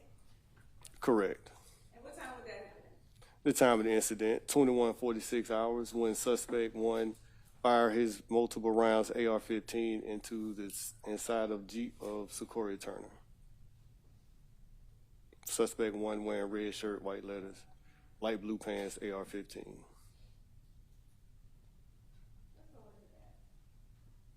How many individuals at the location on the night of the incident who were celebrating the 4th of July were dressed in items that you didn't document? Can you be more specific on your question? Sure. Did you create a list, some type of catalog of what people were wearing at the scene? Not a written list, but mentally I was able to notate that, of course, multiple males dressed in all dark colors, black. Of course, suspect 1 stood out with his bright red shirt, white letters, light blue jeans, and AR-15. He was the only one wearing this particular outfit, and that made him stand out from everyone in that barricade and out there that night. And so the fact that you said he stood out, he wasn't wearing a mask, was he? No mask, that's correct. He didn't seem like he was trying to hide his face, did he? That is correct. He was not trying to hide his face. In reference to other individuals that you saw in that video, were they wearing masks? Some individuals were wearing masks. Clothing. Were some individuals wearing kind of like vests, like police wear? Can you be more specific? Body armor, some type of protective, what would be considered Kevlar vest, some kind of vest over their clothes. To look like a bounty hunter? Yes. How many of those did you see? There's a couple of them. Two? 2 to 3, approximately. I think a safe number would be 2 to 4. And were they carrying firearms? Yes. So when you saw them on camera, they were carrying firearms dressed like bounty hunters, correct? Correct. When you see the MARTA bus driving into the area, you see multiple individuals dressed just as she described, pointing their rifles at the bus. What steps did you take to identify those individuals? I took every step, the same step I was able to try to identify suspect number 1 wearing a red shirt, white letters, blue jeans, and AR-15. However, I was unable to identify those other subjects because they wore darker clothing, and I was not able to identify them. Did you put those pictures on the news? No, we only put pictures on the news where I can get some fruitful information. Putting a picture of a blob of just black is not going to do anything for the case. So you saw individuals dressed in all black. You received descriptions of people wearing all black who were the shooters. They had firearms, but you didn't put their pictures on. That is correct. Again, we don't put pictures on the news, or we can't possibly get any identification. It makes absolutely no sense to do so.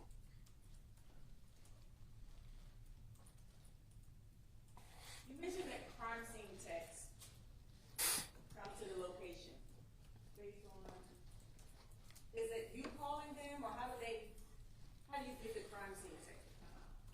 Well, it depends. The responsibility of the patrol officer when he arrives on scene, of course, a regular scene, not a scene such as this nature. First is make it safe, and if he's able to do so, he's making it safe. He's going to secure that area. He's going to request additional units if he need it.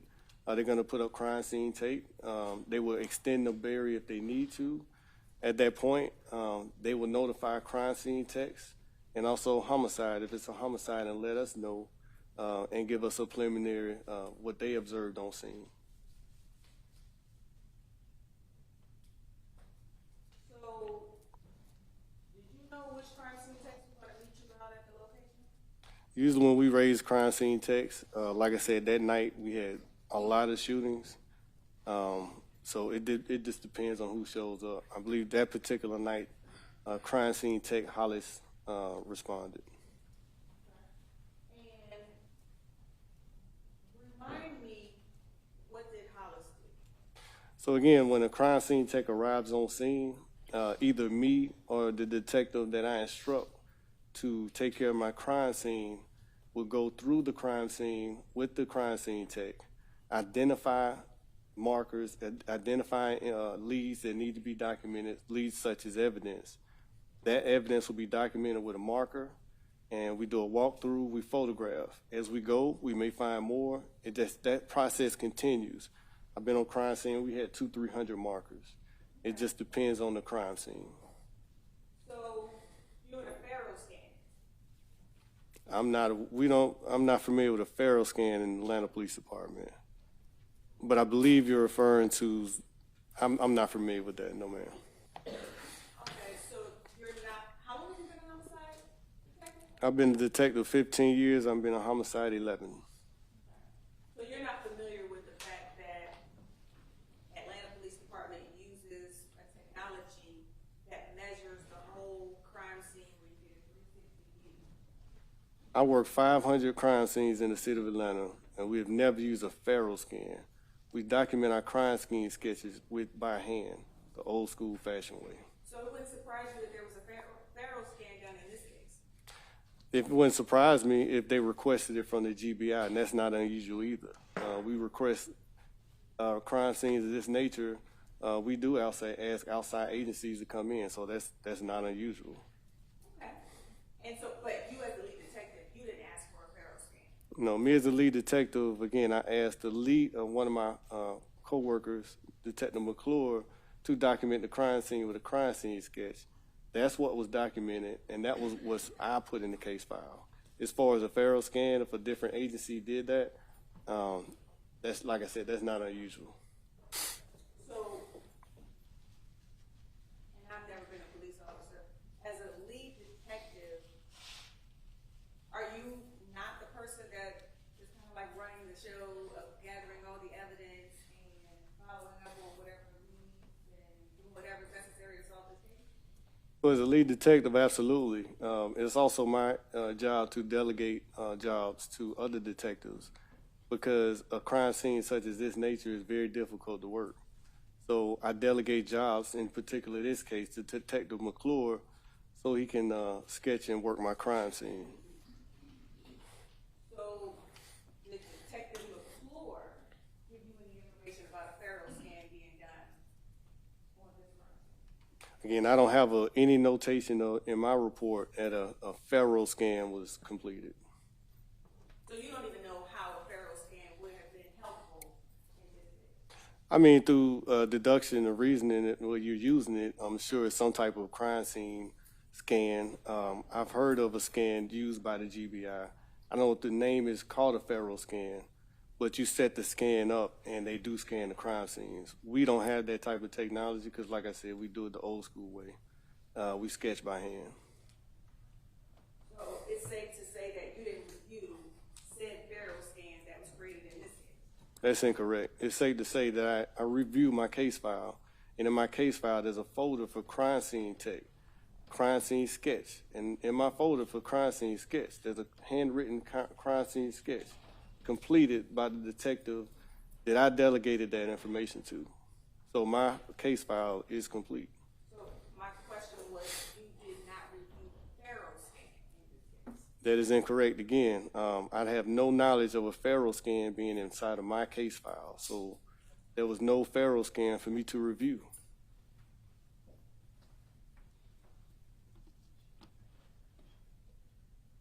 So if there was a federal scan in your case file, you would know about it, correct? Absolutely. So if you have a federal scan to show you for this case file, you could confirm that it's part of this case file. Now, I would suggest you can contact the detective who operated the federal scan to come in and confirm his work with the federal scan. I can only confirm the work that came under me, which was the crime scene sketch. So if you have a federal scan, please contact that detective, bring that detective in so he can testify to his federal scan. So, okay, let's go to something. The pictures that were taken of this crime scene, did you review those? Yes. You know who took all of those pictures? On the crime scene, Detective Hollis. Okay. You know other crime scene texts, pictures, other than Detective Hollis? That is correct. While the Jeep that was shot by suspect number 1 wearing a red shirt, white letters, light blue jeans, AR-15, that Jeep was at Atlanta Medical Center. I requested a crime scene tech to respond to that location and photograph that vehicle as is. So that is correct. Also, the vehicle was transported to Atlanta Police Homicide Cage where it was secured. A search warrant was obtained for that. And another crime scene tech responded to that scene and processed the actual crime scene of the vehicle. That's with the GSR and the photographs. That is correct. So there'd be multiple crime scene techs on homicide investigations, and that is not unusual. Okay, so is it accurate that 2 different crime scene techs took pictures of the same Jeep? That is very accurate, correct.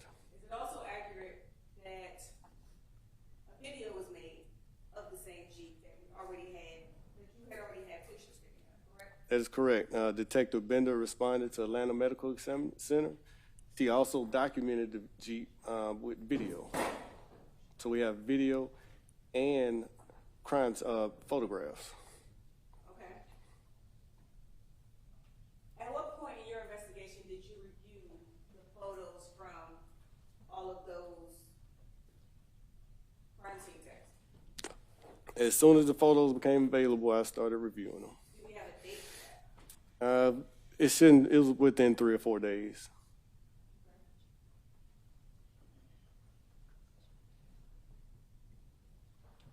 What was the purpose of having 2 different crime scene texts and I believe a detective take a video of the same Jeep? This is a murder of an 8-year-old child. You cannot have enough documentation. So if I would have had 10 crime scene techs documented, then I would have. But we're going to document everything, and we're going to make sure we document it as is. So, how many detectives reviewed the videos that you said you watched? I'm not sure how many detectives. I'm the lead detective. I reviewed all the videos. Multiple pictures were taken, and we can't have enough people taking pictures. But you're the only person who watched the video? I think you're confusing the two. The crime scene photos were taken by multiple crime scene techs. Yes, multiple crime scene techs. The video that was secured from the security videos, I personally started going through them because that is my job as a lead detective. So, you know that multiple people took pictures, but you don't know how many people looked at the video? Again, I'm the lead detective. I reviewed all the video from the raw footage, the security videos that's collected. Okay. You also mentioned pictures taken of the Jeep at an evidence cage. What is that? That's what we call our crime scene cage. Anytime there's a crime committed, there's a vehicle in question, it is secured in our police cage.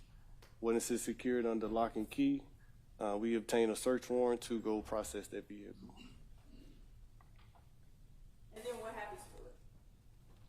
Well, so once it's finished, completed being processed, and once we get everything we need from it, that vehicle is then removed from the cage. And when was this vehicle removed from the cage?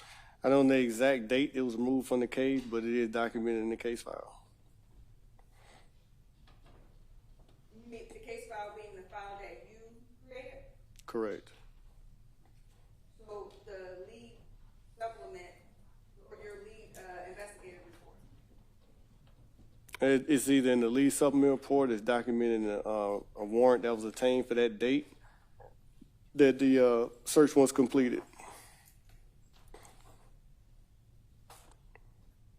Report here. Can you look at it and tell me when that vehicle was removed? So that report is not going to be in this case file. It's not be in this lead supplement. Again, it's going to be in the date that the warrant was obtained, and I believe that warrant was obtained by Detective Barry. So being the lead detective, that date listed in your report? Again, that date is documented when a search warrant was completed. So either way, it's going to be documented in the case file. It's going to be memorialized some type of way, whether either sit in lead supplement or some type of warrant. In this case, it's a search warrant. So the dates that search warrants are obtained are not in your report? The date that the search warrant was obtained is in the report. And the date that the search warrant is executed, not in your report? The date that the search warrant was obtained and executed is going to be documented in the case file. If not in my lead supplement, it'll be in a report for the warrants. So as the lead detective, aren't you responsible for compiling all the information? Absolutely. So everything was compiled, it was put in the case file, and it is documented. So the case file is not the report that you create? What you just put on the table, ma'am, that's just a lead supplement. That is not the entire case file. If you go through the case file and go through the section that says warrants, you can see and observe when the warrant was taken out for this particular vehicle. But you don't remember that? I don't need to. It's memorialized and documented with a warrant in the case file. Okay. So in terms of being the lead detective, you talk to people and you take steps to try to solve this case. What does your report contain? My report is pretty much like a roadmap, what would you say a lead supplement. And that roadmap is going to tell you how I got from point A, B, C, all the way to Z. Whether that case is closed or not, particularly if it's not closed and it turns into a cold case, a detective can pick it up whether it's 5 years or 20 years later and be able to follow that roadmap all the way through. Within that roadmap, if you look at my lead supplement, it's going to notate everything that I did and which particular folder was placed in. So that's going to give that detective, also me, if I need to pick this case up later, where I need to find such documents. So when you talk to witnesses, you document what information you get from them that helps you with your investigation? Absolutely. I document the date and the time, and it is recorded. It is placed in the case file, and it's documented in my lead supplement, the date that I talked to them, the time, and I also make a notation that it is not verbatim. It is only a summary of that statement. Okay. So how many times did you speak to Mr. McCord about what happened? I believe 2 times. And isn't it true that he told you the person who came to his door had a shotgun? Correct. Also, suspect number 1 wearing a red shirt, white letters on the back, light pants, AR-15, and a satchel. He advised that that male was standing at his door. He identified that male from the news. Didn't he tell you that the person standing at his door with an AR-15 was a dark-skinned male? Mr. McCord stated that the male that was standing at his door was suspect number 1, wearing a red shirt, white letters on the back, AR-15, light blue jeans, and that was standing on the news beside his lawyer. the news that we just watched earlier. That's who Mr. McCord identified as standing at his door making threats. Suspect number one.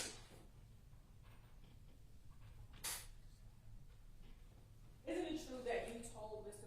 McCord that you would show him a lineup? That was the next step, was for you to show him a lineup? Absolutely. That was after the first time I spoke with him. I absolutely did. Where is that in your report that you went back and showed him a lineup? So there was no lineup shown. There's no need for a lineup because he identified him from the news. At that point, showing him a lineup would be suggestive. Why would I show a lineup when he's already identified him on the news? That makes no sense. So the person that you're saying was identified was the person you put on the news? Suspect number one who identified himself on the news wearing a... Question, sir. Yes, suspect number one who identified himself on the news wearing a red shirt, white letters on the back, blue jeans, AR-15, black satchel. He identified himself on the news. He made the nexus between him and what's on the news. That is correct. Isn't it also correct that on direct examination, you stated that the assault that Mr. McCord endured happened off camera? No, that is incorrect. The assault that happened to Mr. McCord is plainly viewed what we already viewed on the cameras. Suspect number one was circled. Suspect number two was circled. The first interaction is right off camera. But as he pulled into the parking lot, we plainly see suspect number one, red shirt, white letters, blue jeans, AR-15, black satchel, walk into the parking lot, point his AR-15 at the couple as they retreated and tried to leave, along with his co-defendant, suspect number two. Would it surprise you to know that Mr. McCord couldn't identify anybody other than the person with the shotgun who was standing at his window? So I can't speak to what I'm surprised. I can only speak to what Mr. McCord told me and what his statement provided to me. If he provided another statement at another time to another investigator, I can't testify to that. I can only testify to what he testified to me and how he identified suspect number one, red shirt, white letters, blue jeans, AR-15, black satchel. Did you listen to Mr. McCord's 911 call? I did. So you heard him in the 911 call say, I had a shotgun in my face. That is correct.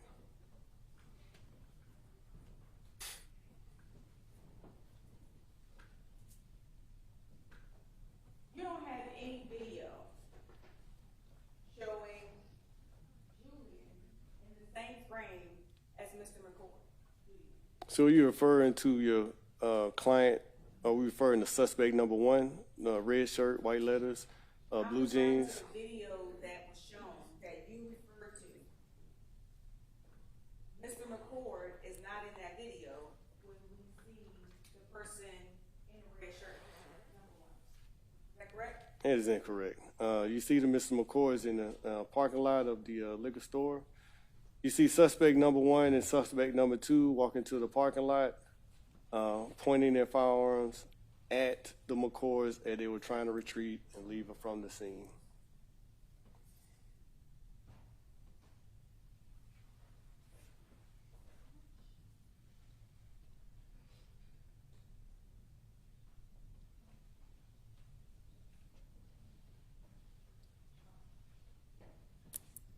Your Honor, may we approach? Yes. Did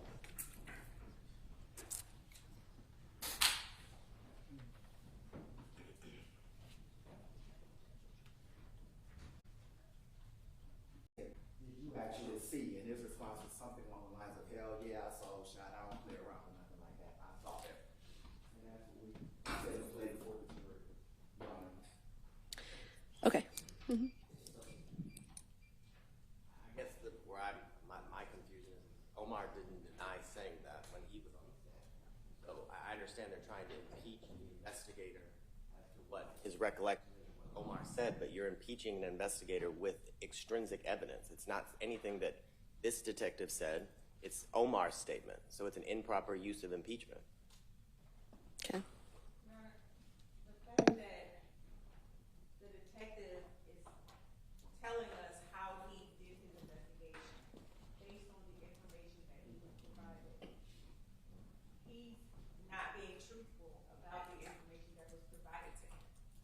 that's the purpose of playing the audio. Okay, I think the proper way to impeach the detective would be through Mr. Ivory.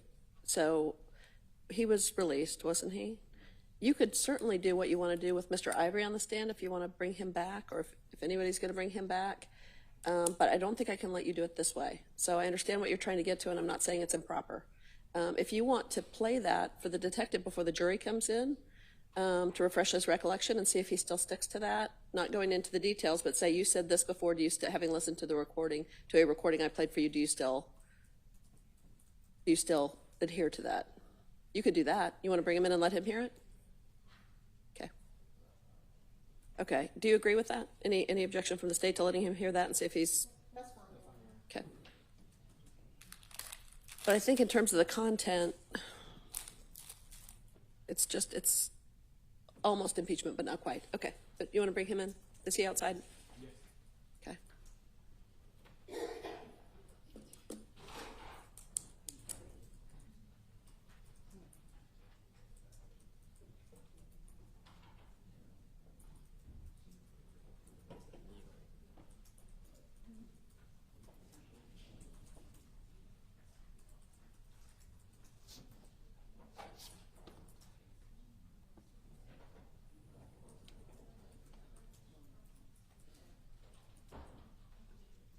Hold on 1 second. Right.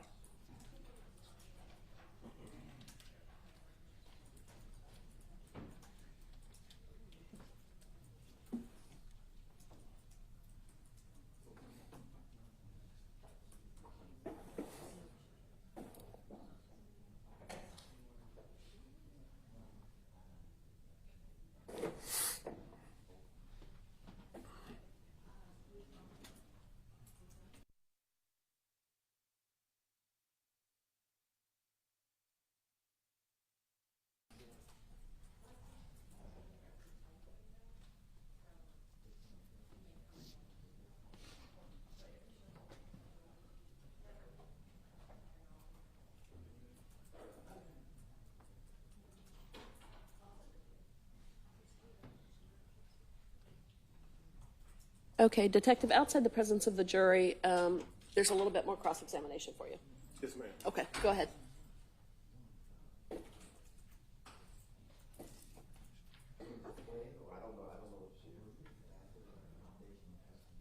Yeah. If you'll remind him of what the purpose what he said that is causing you to play this for him. So previously, Detective, you were asked whether or not Mr. Ivory identified individuals who he said shot. You stated that he wasn't able to identify those individuals. Is that right? No, my statement was he provided me photograph of the two individuals circled, and he stated that he received that photograph from the internet, and these are the two.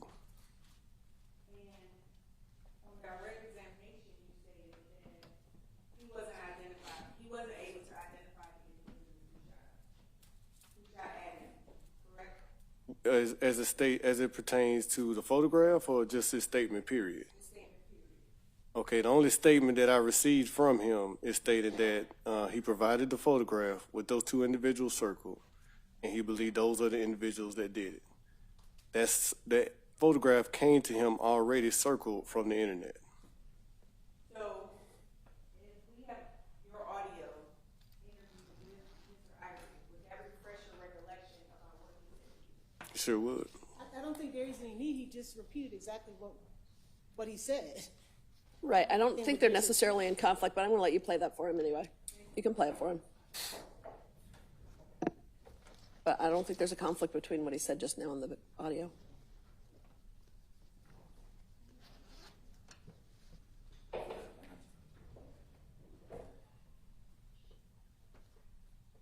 Yeah, I said it to you. He go the motherfucker who shot right here. He took shot these two motherfuckers. These two motherfuckers right here. This motherfucker who shot him and that motherfucker. And you saw the shoot? I saw the shoot. I mean, I'm not thinking somebody who saw the shoot. I So, based on hearing that interview and that recording,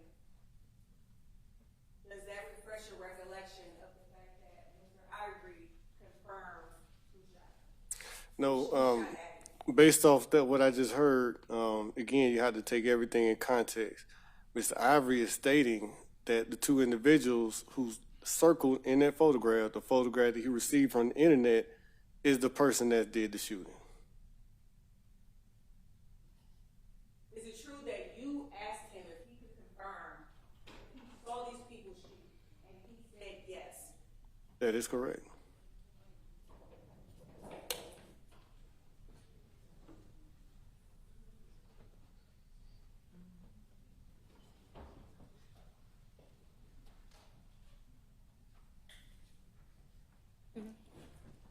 Your Honor, we're ready for the jury. Okay, but let's be clear about that. It doesn't change the issue of showing the jury that photograph with the hearsay on it. But what he just testified to, it's fine to testify to that. It's still, the circles are still hearsay because Mr. Ivory did not place the circles on. But you can, if you have the plain version without the circles? Okay, Your Honor, that's how the image was provided to us, but we will. Okay, because you can show that to the detective and ask him to, the questions you just asked him. He's already identified that, Yeah. that as the picture that he received. Okay, that's fine.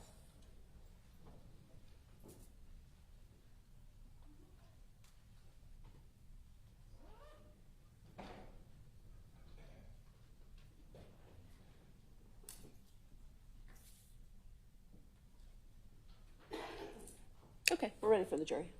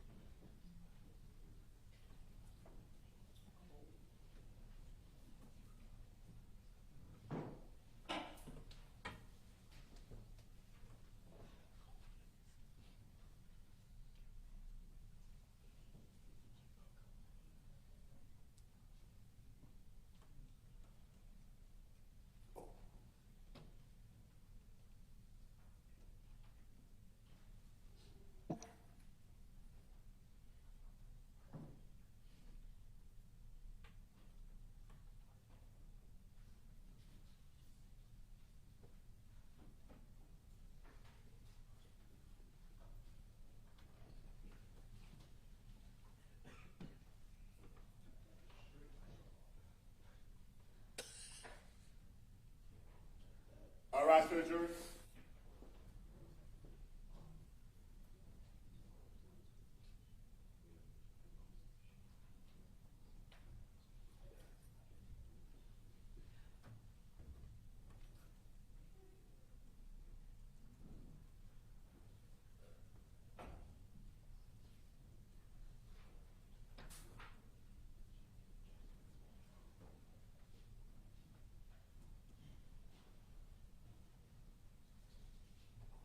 All right, Judge, that counts for.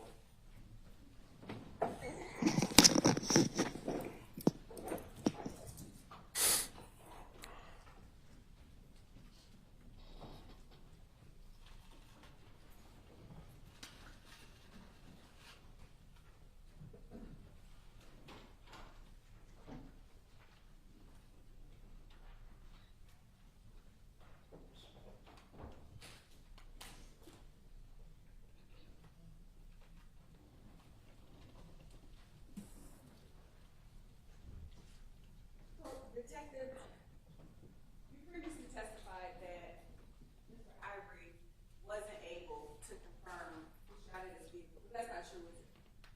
No, that's true, because at the end of the result of the investigation, the photograph that he gave me was not the individuals who was involved. The question was, you previously testified that Mr. Ivory could not confirm who shot at his vehicle, correct? That is true. After the investigation concluded, Is that what you previously testified, that he could not identify the individual? again, after the investigation was concluded, it clearly shows that he was not able to identify him. Okay, I understand your explanation, but will you answer the question she's asking and then give your explanation? Yes, ma'am. You previously testified that Mr.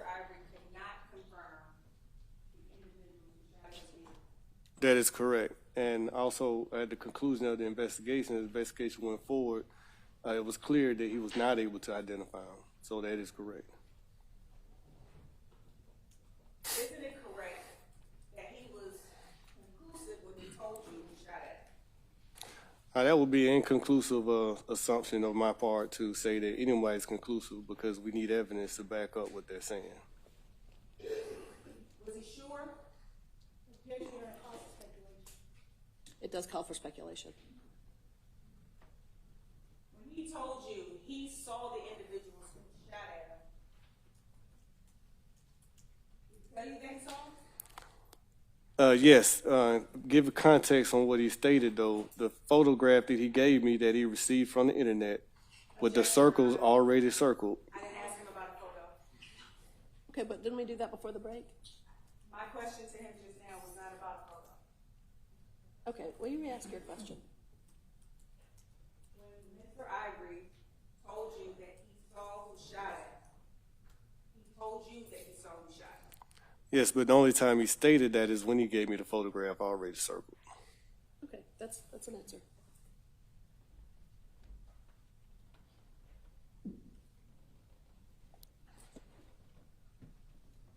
You've seen these pictures before, correct? Correct. Those are pictures that you pulled, correct? Correct. Are they true and accurate depictions of the pictures that you pulled? Yes, they are true.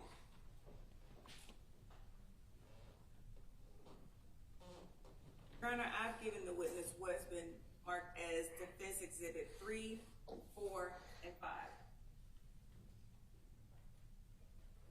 I would like to introduce those photographs into evidence.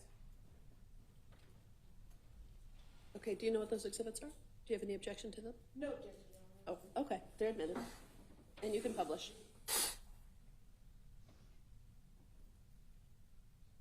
Can you tell us what you see in Defendant's Exhibit 3? Yes, in this photograph is the vantage point from the BP gas station. I believe what the attorney is referring to is the three black males dressed in black,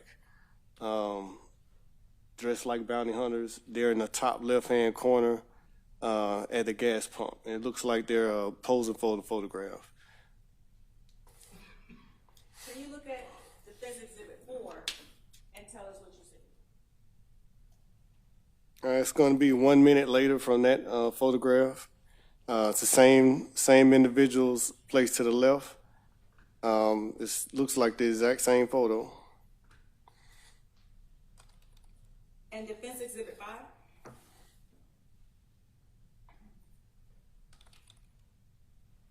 All right, so this time frame is going to be at 9:29, so it's going to be about 40 minutes past that previous two photos you just showed me. And it looks like I have suspect number 2 in that photograph from that vantage point. Do you see anybody dressed in all black in this picture? I do see someone dressed in all black, but they don't look like the other individuals dressed in black.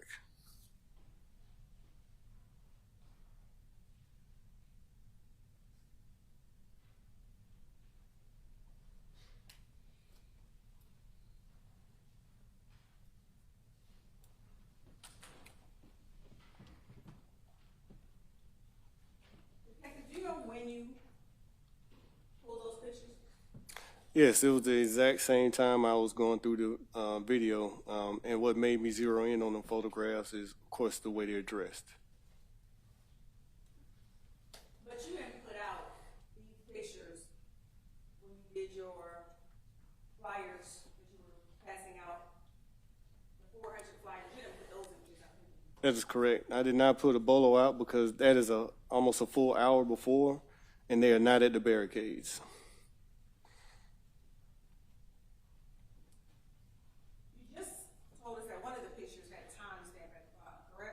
Yes, I believe the first photo that you showed me, I believe the time was 20:55.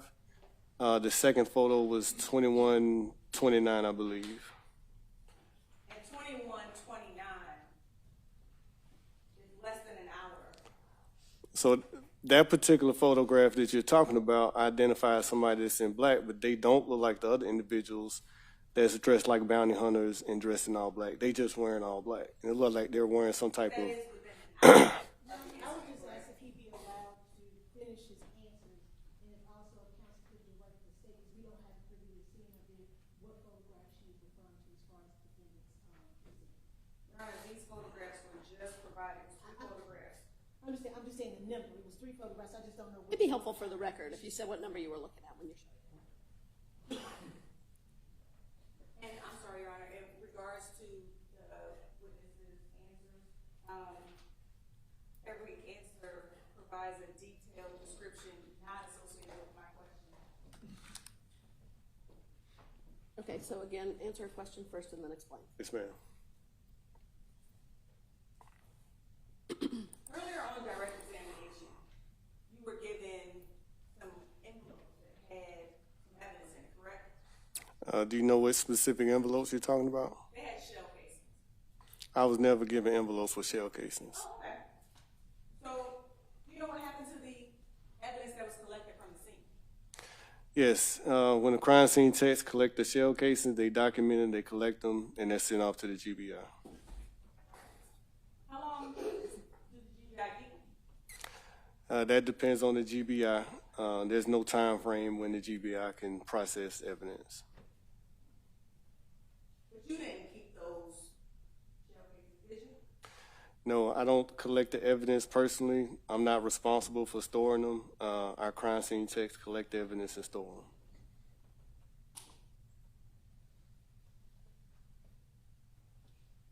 The video recordings that you collected as a result of this case, you downloaded those and kept them, correct?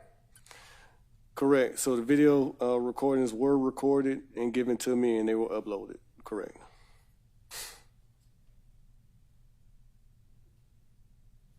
You testified on direct about some shell casings and what type of firearm they could be fired from. Correct.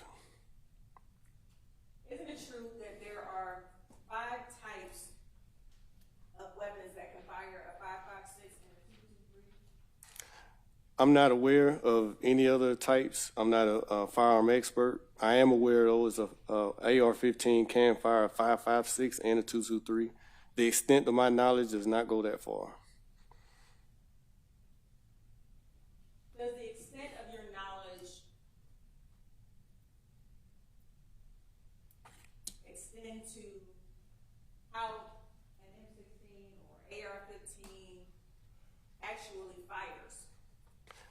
No, that question that you're asking about comparing the M16 and the AR-15, I don't know, have no knowledge of the comparison of those type of weapons or the mechanics on those type of weapons. I'm not qualified to even try to answer those questions. So you're not qualified to answer questions about muzzle flashes either, are you? That's incorrect. Okay. So you would know that a muzzle flash isn't seen from every firearm? That is incorrect. If there's some type of modification on the firearm, like a muzzle suppressor or some type of suppressor, that may suppress a muzzle flash, but it's clearly seen that when we look at this weapon, there's no muzzle flash suppressor or anything on that weapon. And the number of people that were out there on July 4th with firearms, you don't know who had suppressors or muzzle flashes on their firearms that would prevent you from seeing that on a camera, do you? I can only testify to what I'm seeing on camera. So is that a no, you don't know how many people had muzzle flash or muzzle suppressors on their firearms? I cannot. The question is what he knows. If he doesn't know, then he doesn't know. It's not speculation. I'll allow the question. I cannot confirm who had those type of suppressors on what weapon.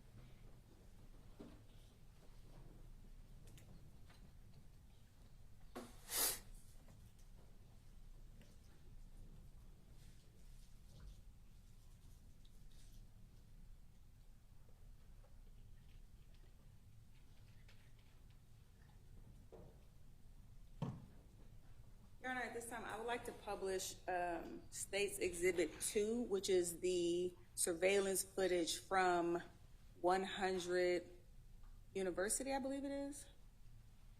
It's already been admitted into evidence.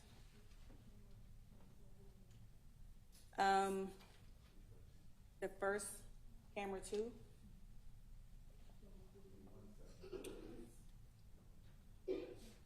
I don't remember what number you. Are you playing it, Mr. Regis, or are you asking them to Mr. play? Regis is playing it. He's going to play it. Okay. Okay, they thought you were asking them to play. Oh, no. And I'm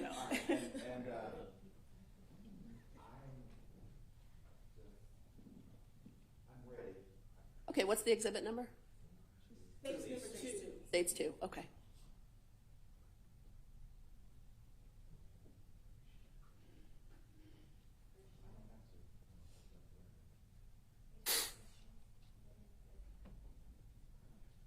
Not popping up yet on the Zoom.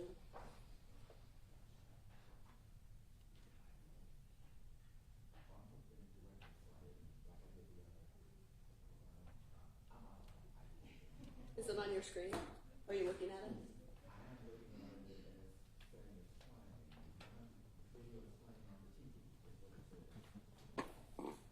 It is lying to you. I mean, we're happy to help if y'all can. Now plug it back in, and it should like bounce back. That'll show that it's speeding. Does that connect to an HDMI cable? Yes. Should be working. Okay, now it is. It is on mine though, and now they'll put it up on the big screen. It's in the Zoom now. Back it up. That's fine. Okay.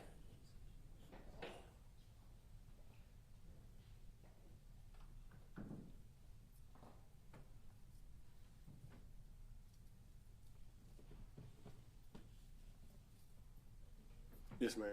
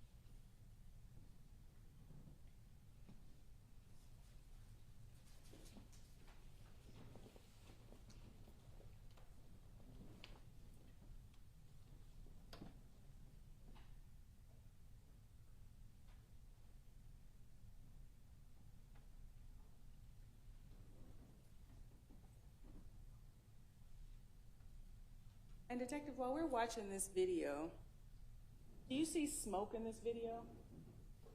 Yes, it appears that there's some sort of cookout. Do you see children in this video? I don't see children. I see people, smaller adults, that, if you can say they're children, but I can't say that they're children or not.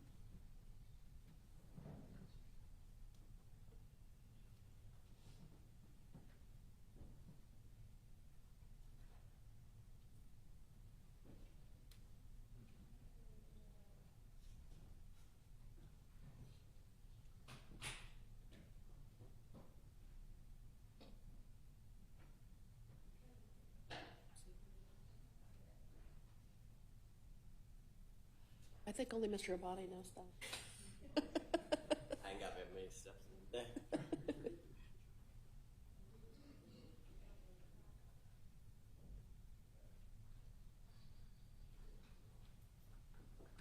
A person at the top of the screen. Can you point to it again? I see, yes, what looks like a person on the other side of that vehicle. What color is that person wearing?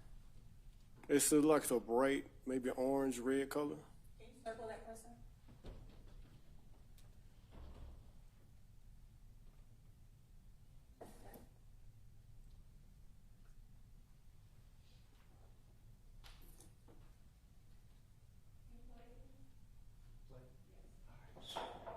Did you want the circle to go away? I took it off.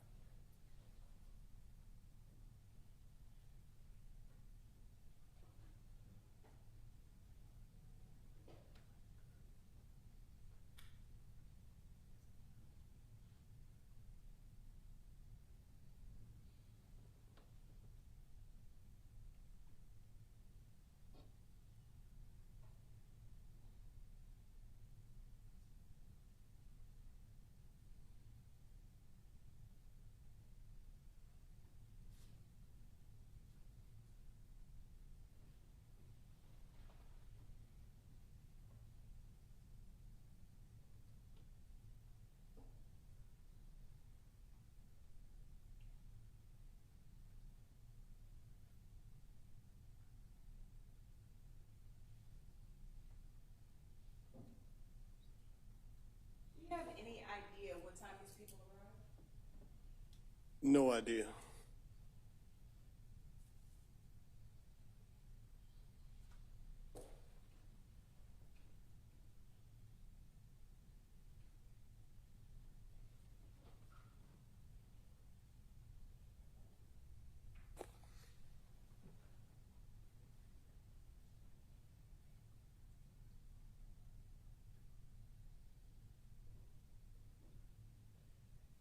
You watched hours of video. Did you see a sign-up sheet for people to show up? Or did you see anybody signing in at like a checkpoint or anything like that? I did not see a sign-up sheet from the video. There were no tickets or any RSVP that people had to do to come out to this event. Can you talk to me? I did not see any RSVPs or sign-up sheets from the video. So this gathering was open to the public, correct? Anybody that wanted to be here. Do you know about the particulars of who was allowed to come and who was not allowed to come? I know the particulars, and if you got into the autonomous zone, you need special permission to get past the barricade, and you need additional permission to go in certain areas of the barricade. Okay. Sign-up sheets and things like that, I'm not aware of. You don't know the logistics or why No, people were ma'am. allowed in or not? No, ma'am.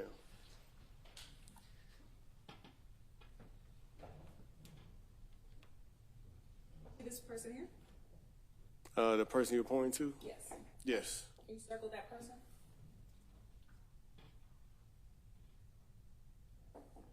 What color is that person wearing? It appears to be a red.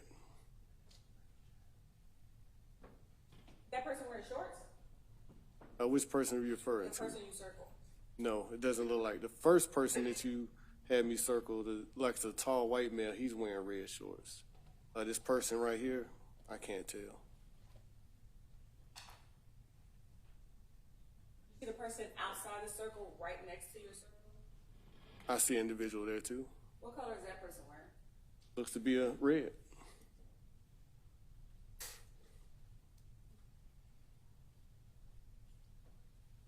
Person here. Yes, that's the first circle that you had me circle. That's the look like a tall white male with red shorts. So, you circle the people that you see wearing red.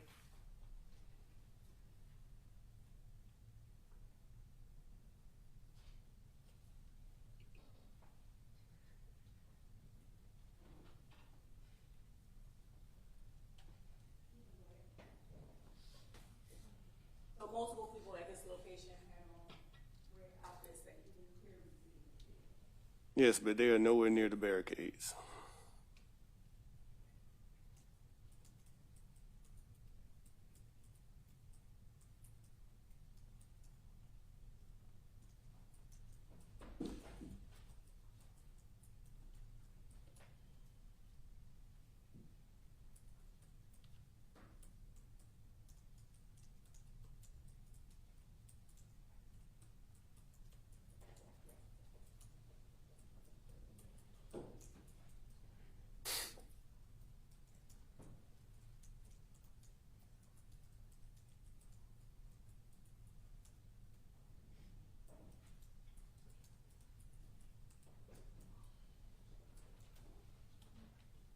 Go back, please.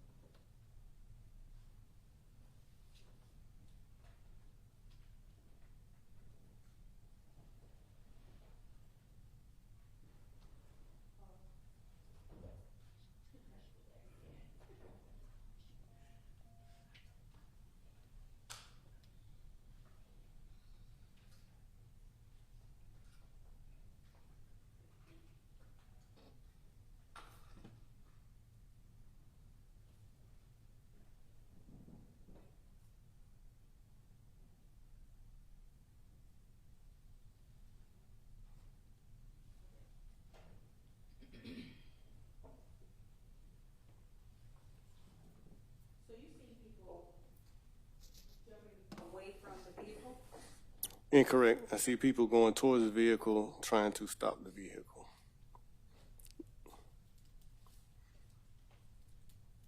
So in terms of individuals trying to get out of the way of the vehicle.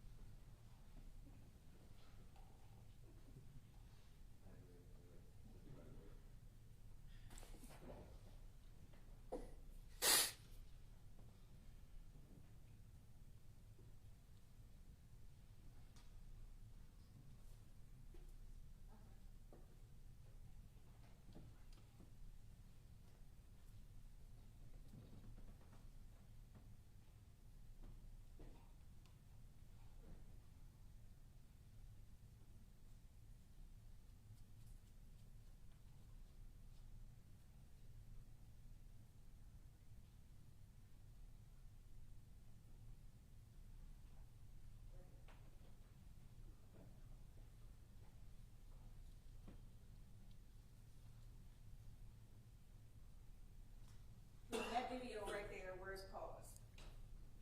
Individuals at the car, correct? Correct. I see individuals walking towards the car as the car is coming around the barricade. Can you see, you can't see the color of that vehicle at this angle, can you? No, the only thing you can see is a dark colored vehicle. And where we are right now, you can't see any colors of the individuals, light skin or dark skin, can you? At this point, no, but once you track the individual suspect number one from the other vantage points, I was able to keep an eye on him all the way through and to the point to where he is at that location right now. But you can't see any, like we can see the red at the top, but we can't see any colors definitively next, you can't see the color of the vehicle in this. You can't see complexions in this. That is correct. The only thing you see is movement. You see suspect number one emerge from behind the stick, the pole with his AR-15 raised. Him and other individuals walk towards the vehicle as it's coming around the corner. You don't know the names of the individuals that are standing at the barricade? No, I do not. You see the flash at the top of the screen? Can you point to the flash? That's the light. Right. I just wanted to draw your attention to it. Okay. So you can't see the clothing of the individuals standing by the light, can you? What individuals? You had to point them out to me. What individuals are you referring to? Do you see any individuals near the light up here? No, you can't see anything over there. So if there are individuals standing there, you can't tell who they are or what they look like. That is correct, nor can I confirm if there are any individuals over there because I can't confirm or deny if there are any individuals over there by the light. But you can see cars over there, correct? Yes.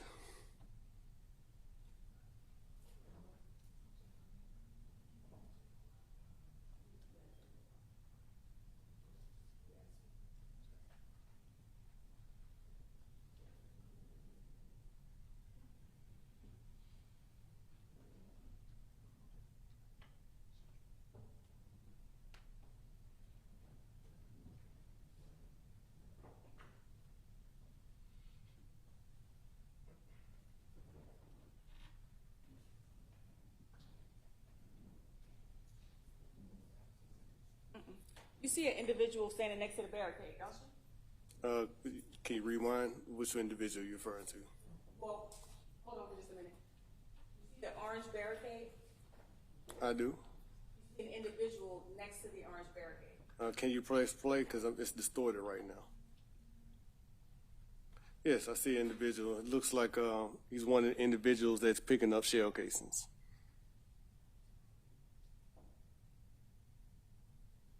After the shell casings, after the shots went off, a couple of individuals walked over and picked up shell casings. The individuals that picked up shell casings, they weren't wearing red, were they? The only person wearing red at the barricade was suspect number 1. Okay, ask your question again. The person picking up shell casings is not wearing red, are they? No, the only person wearing red at the barricade was the suspect number 1.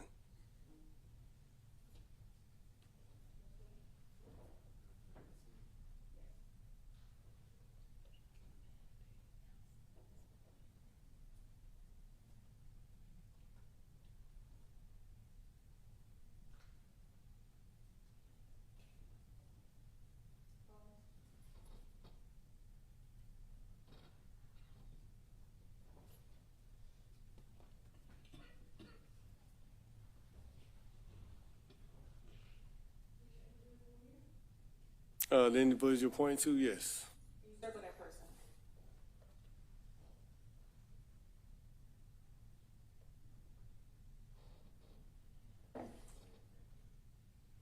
That person is wearing a red shirt with white writing on the front, aren't they? I can't confirm this subject is wearing white letters on the red shirt. The subject appears to be about much taller than suspect number 1, maybe 100 pounds heavier.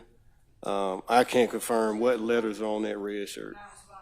Okay, re-ask your question. The person standing there inside the circle is wearing a red shirt with white writing. Isn't that correct? No, that's not correct. I cannot confirm if that shirt has white letters on it. I can tell you that it's red, the person is wearing red, but I can't confirm white letters.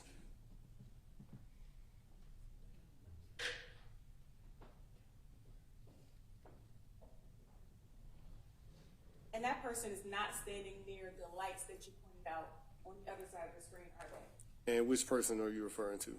The person that you have circled here. No, that person that circled is nowhere near the barricade.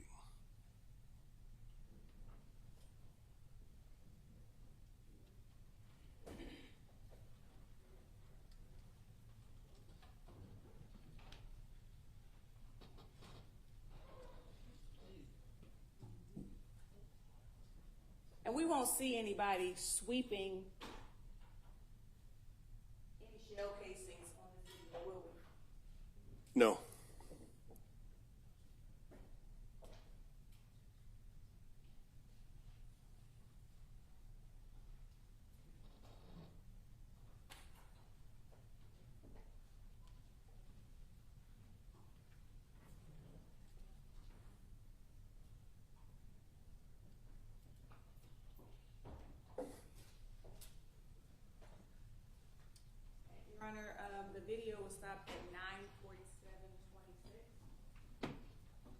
Thank you.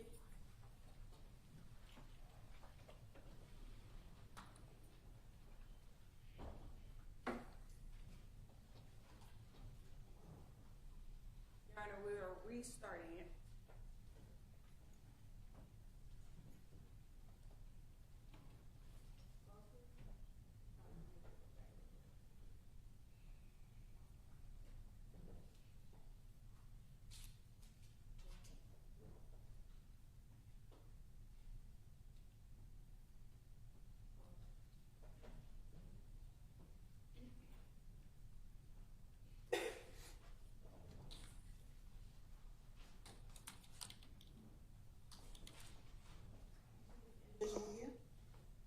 I see a blurb of someone that you're pointing at.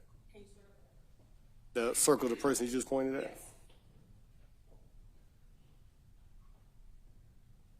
That person is wearing a red shirt with white lettering on the front, correct? I disagree. Whatever that person is wearing is reflective. I can't say with any conclusion that that's a red shirt with white lettering.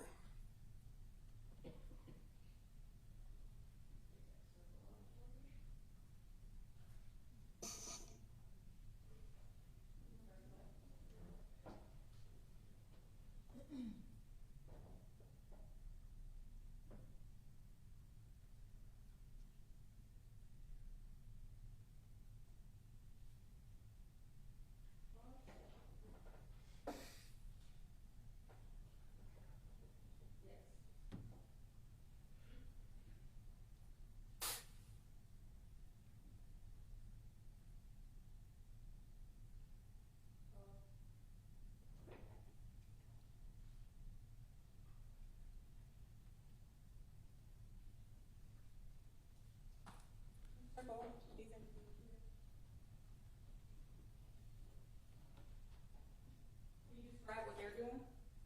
They're crouching down. That's what it appears to be. Did you talk to those individuals? I did not identify those individuals, so no, I was not able to talk to them. But from your experience as a police officer, that would indicate that something is happening at this time, correct? No, that would indicate that, and there's need to be a lot more context on looking at the video and making assumptions. Something is happening, but what is happening, unsure, because on video we see the shooting and the shooting is over.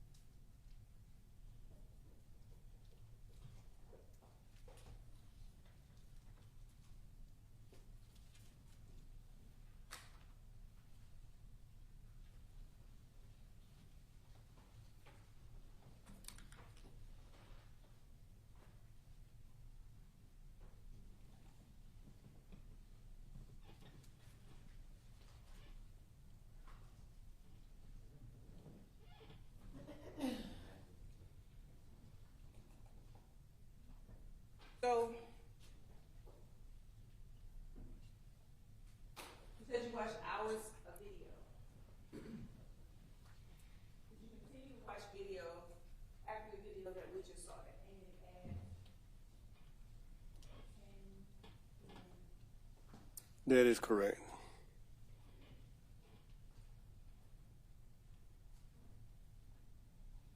The information that you provided with regards to what you saw on this video,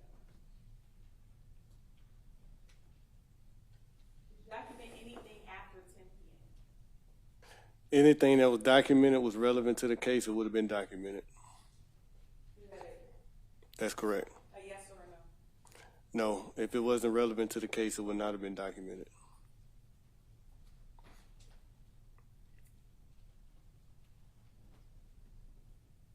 Your Honor, at this time, I would like to play camera 3 from 100 University.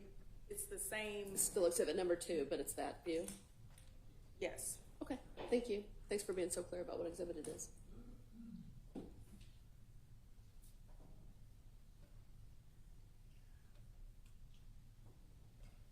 Not yet, but it takes a minute. Once it pops up here, then we can.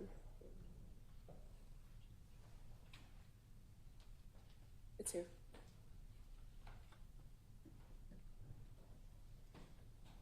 Detective, what are we looking at? So, as I described earlier, that's going to be the east barricade. That's the barricade facing east. And you watched this video as well, correct? That is correct. What do you see at that barricade? I see 3 individuals, see a truck that's parked, and I see them guarding the barricade. And the 3 individuals that you see, they're wearing all black, correct? That is correct. 2 are wearing black and 1 is wearing white. And they're carrying rifles, correct? It appears to be. You didn't try to identify them either, did you? That's incorrect. I tried, however, I was unsuccessful. You didn't put out any flyers with their pictures on, did you? That is correct. I was not able to see their face.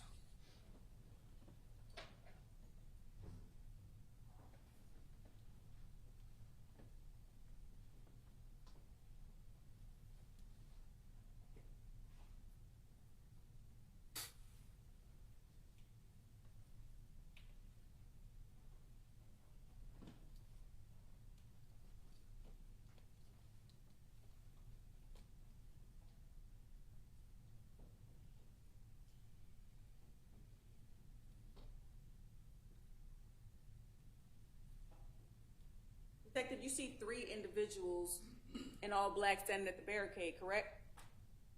At this point, yes, there are 3 individuals in all black at the barricade.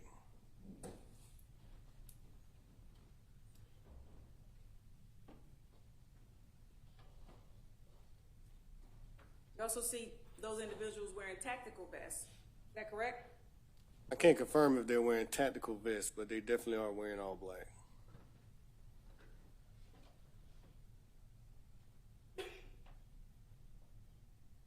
Those individuals match the description of bounty hunters? I would think that's a safe assumption, yes.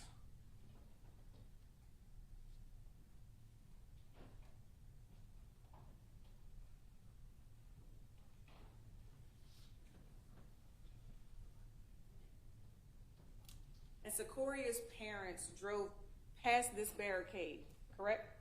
That is correct.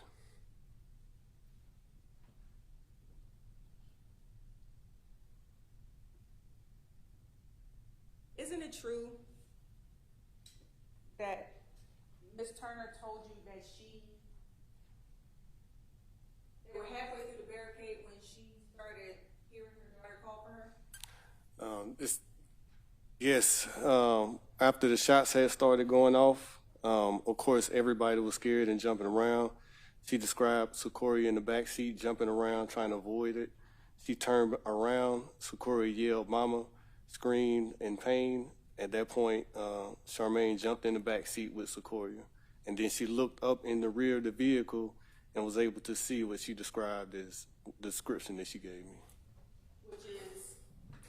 She stated that she remembers seeing a male dressed in all black. And that is corroborated with the video evidence that I have. She told you that male was firing? Correct. She said she saw 2 males shooting. She didn't say in a red shirt, did she? She did not give me a description of a red shirt that was shooting. She just said 2 males were shooting. At that time, her attention was diverted to her daughter, who at that time was dying from a gunshot wound to the back.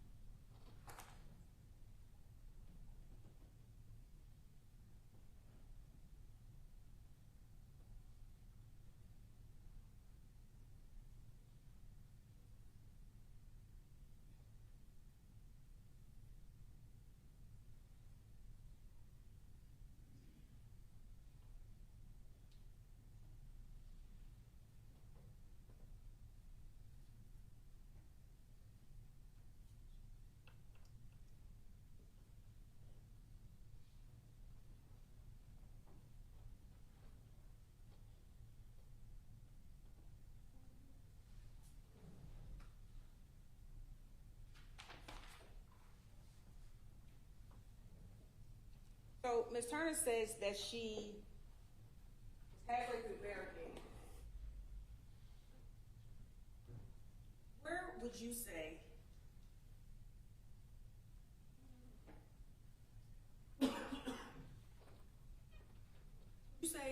halfway through the barricade is where this truck is? No. Okay. When did you measure the distance between one barricade to the next? There was no measurements between barricades. So you don't know what halfway between the barricades is? No, I disagree with your statement, your assessment of the statement. She was halfway between the barricade when she noticed that. But you just testified that that's what she told you. Correct. As soon as the bullet started hitting the vehicle as she drove by suspect number 1, that's when she started to react. And when she soon jumped in the back seat with Secoriea as she was suffering from a gunshot wound. So she told you her daughter called for her halfway through the barricade, correct? Again, Ms. Turner's statement is that as they drove by, her vehicle shot multiple times. She heard her baby in the back seat jumping around trying to dodge. Okay. Can you ask a more specific question? Ms. Turner told you when she heard her child scream for her, she was halfway through the barricade. Yes or no? No, she stated that when she heard the gunshots, gunshots hitting the vehicle, she jumped in the back seat with her child. So the recording that you made where she told you that, did you listen to that? I did, but I think you're taking that recording, that statement, out of context. So she did tell you that? How can she know if what's halfway between barricades and she didn't even know there's the other barricade at the other end? That's taken out of context her statement. Her statement is what it is. The gunshots hit the vehicle. She jumped in the back seat with Secoriea, looked up. 2 people was firing. Turner was at the incident, correct? Correct.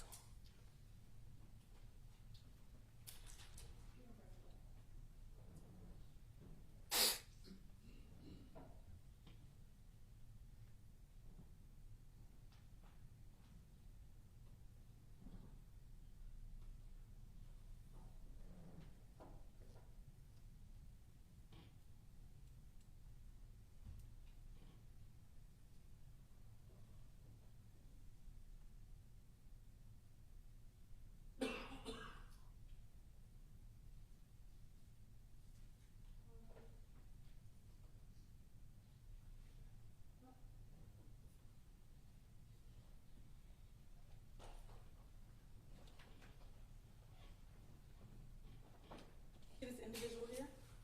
Yes. Circle that person, please.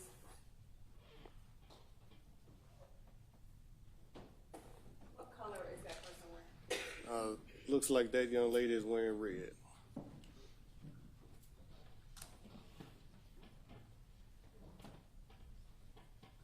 people at the first barricade, them? No. No, you can't see what color they're wearing, can you? As I stated before, because of the light shining, Not responsive. You cannot see the color that the individuals at the barricade, the first barricade are wearing. no, not from this vantage point.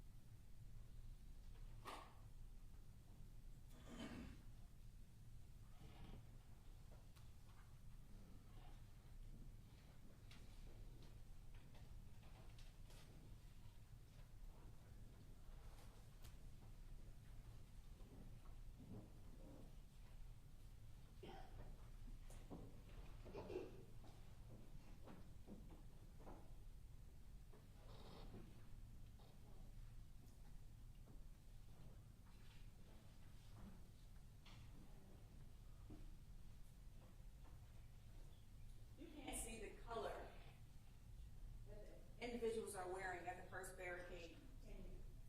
That is correct. First slide, please.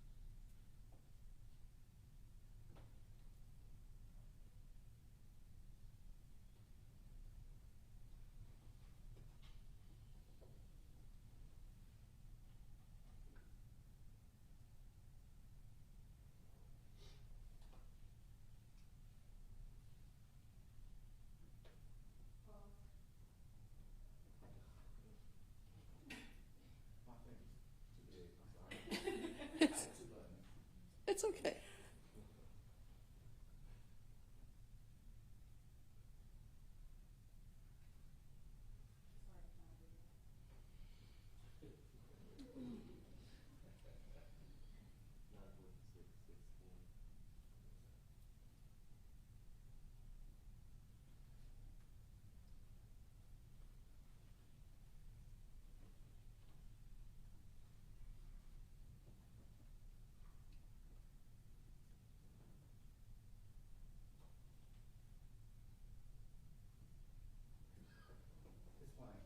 Okay.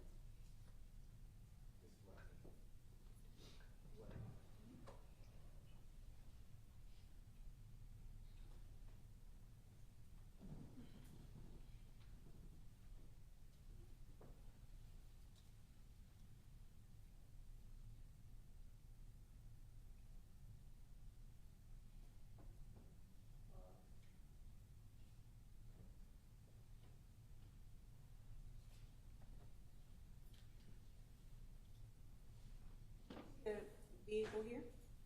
Which vehicle? The white vehicle, yes. Circle the person standing there. The person walking towards the vehicle? Okay, where your finger's pointing.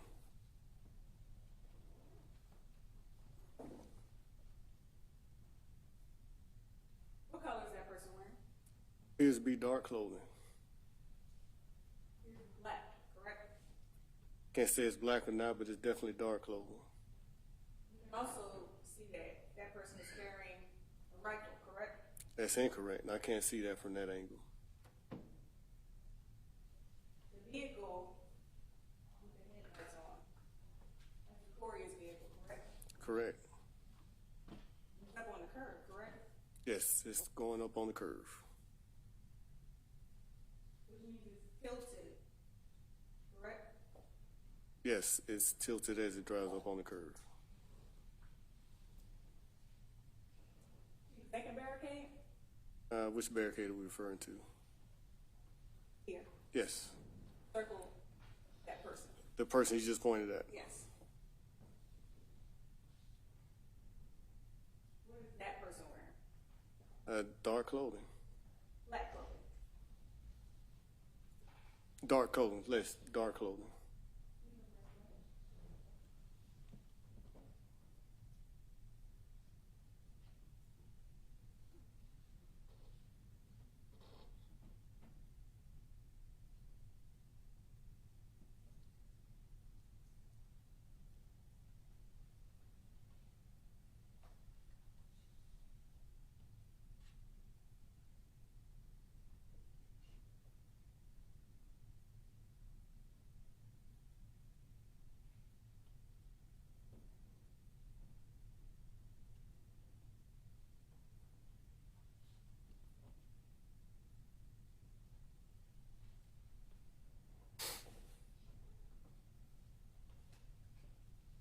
The individual that you circled, that was inside of this circle here, circle that person now.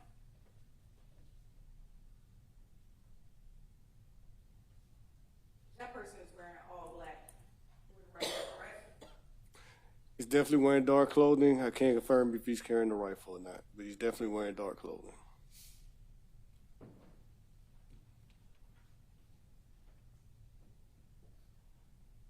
That person has something in their hand, correct?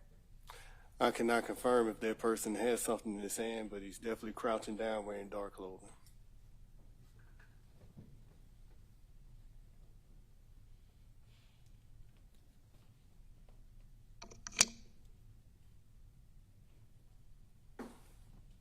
You said you fired firearms before? That is correct. You fired a rifle before? Yes, I have. Under what circumstances? Practicing. You always stand in the same position when you fire a rifle? Practicing, yes. So the position that this individual is in at the bottom of the screen,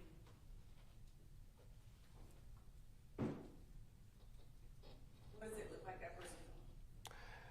That looks like that person is crouching down from shots just being fired from suspect number one as he fired upon Secoria's vehicle as he drove through the barricade. And he's ducking down for cover.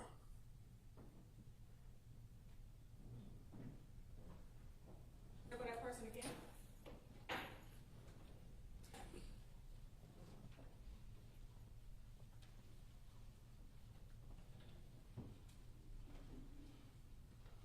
That person is the same person that was standing at the barricade, correct? Correct. That person that was standing at the barricade was carrying the rifle, correct? As I stated earlier, I could not confirm what that person was carrying, but he definitely was dressed in all black or dark clothing. So we're looking at him again here.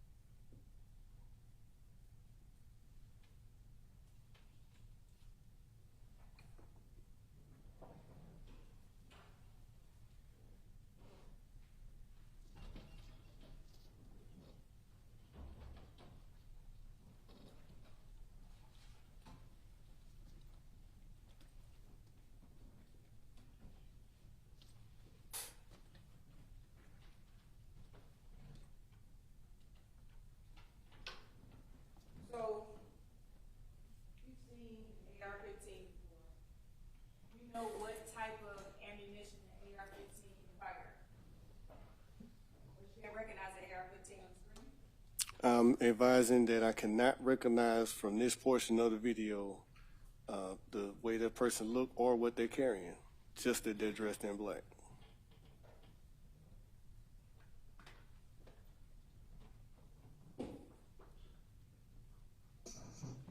The people at the first barricade, what color are they wearing? If we're referring to this vantage point, I can't tell.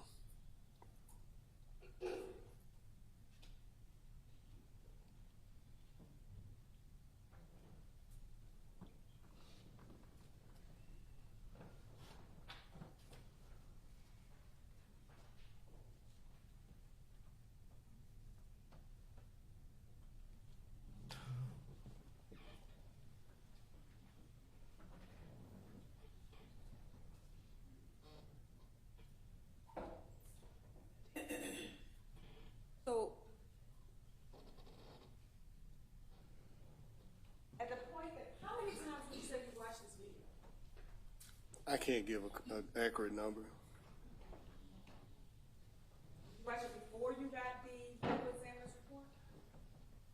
Again, the medical examiner report came a good time afterwards, so I was only able to watch video, but I got enough information from the medical examiner to proceed with my investigation.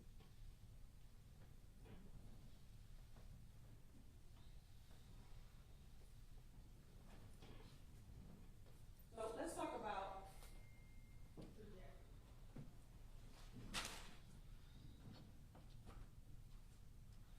when you conduct an investigation, your goal is to try to figure out what happened, correct? Absolutely.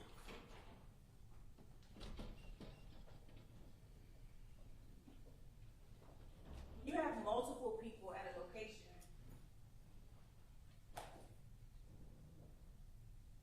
You have to narrow down who was involved, correct? Correct.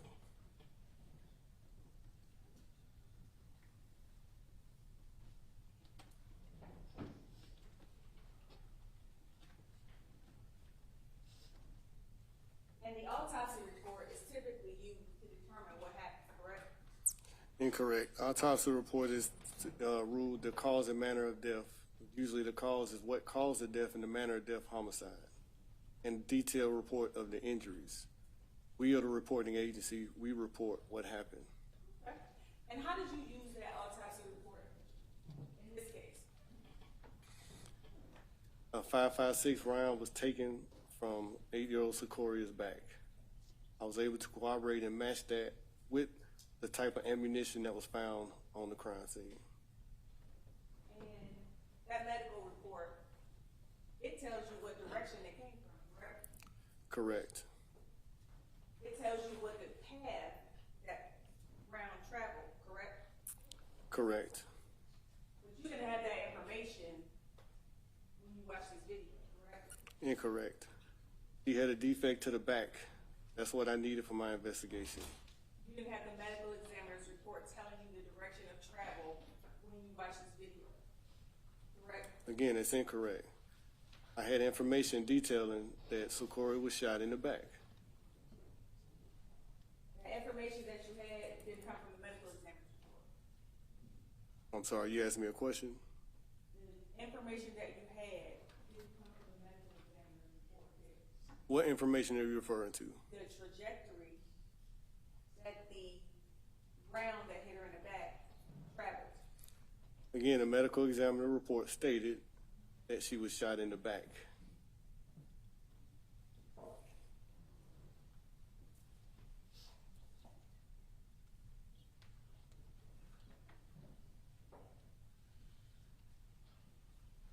What was the trajectory of the bullet that hit her in the back? Straight in the back.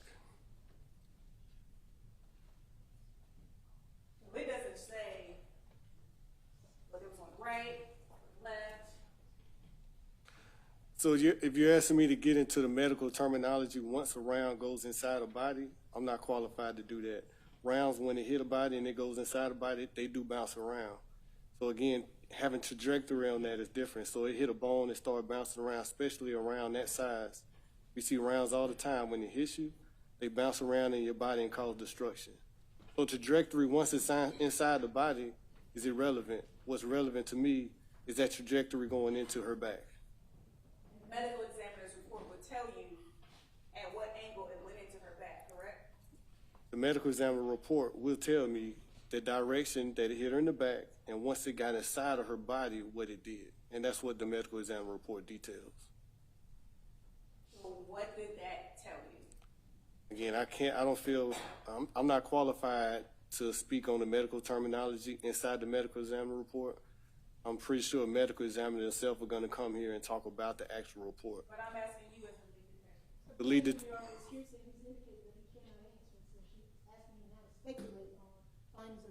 It is calling for an expert opinion. Your Honor, I'm actually not asking for an expert opinion. I'm asking him for what he read. He's the lead detective. I'm asking him for what he read. Okay, well, the autopsy report is not in the record yet. Correct. And so I'm just asking him what he knows about what happened. Okay, I think he's already answered that. Okay. So with regards to determining, with all of these moving parts and all of these individuals that were at the location, the only thing you had was what you got from the scene because you didn't watch the video before you collected the evidence, correct? that is correct. You didn't have any medical information.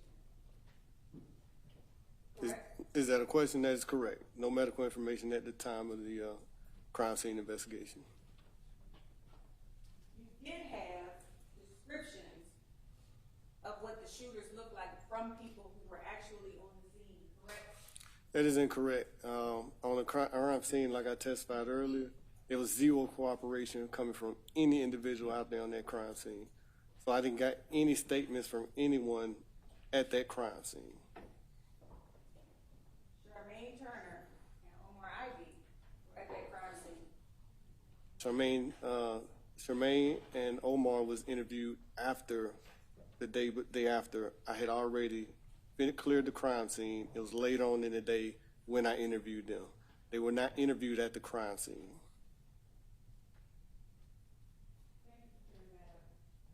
You interviewed them after the fact, which gave you more time to look into what they told you. And they told you, both of them, that the shooters were wearing all black.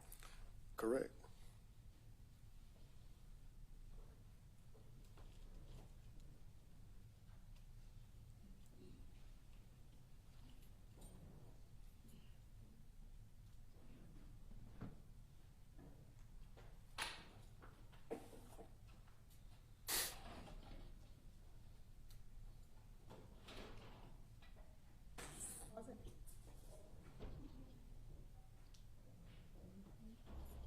The individual standing in the middle of the street in all black. You didn't track that person in your investigation, did you? Can you point to that individual you're referring to? Sure. Okay. Are you referring to this individual? Yes. No. No one was identified from the crime scene. Nobody. You didn't track that individual from this video. You didn't actually answer it, Your Honor. You can follow up on that. Nobody was identified. That's not what I asked. You can follow up. The only person that was tracked was suspect number one, wearing all red, white letters, light blue shirt, black satchel, AR-15. That's who I tracked from every angle, from every camera, up into the shooting. Let's watch that individual.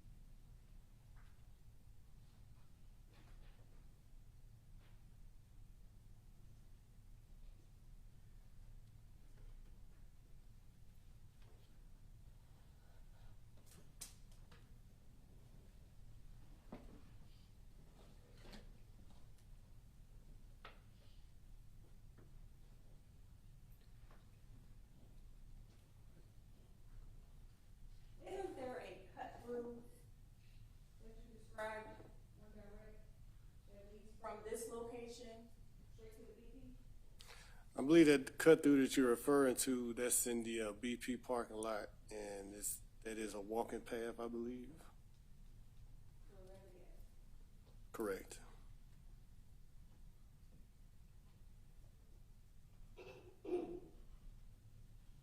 And by cut through, that just means that the person can go from where they are here through on a walking path and end up at the BP. No. The cut through starts at the BP and goes to the plaza next to it. And the individual can access the cut through from the open area here. Here where? What we're looking at. Can you point to that exact location? Is it possible to access the cut through from this street? Your Honor, I would just ask maybe because we can't see what she's pointing at, like maybe she goes over there. Will you walk up to the big screen? So we can actually see what's happening.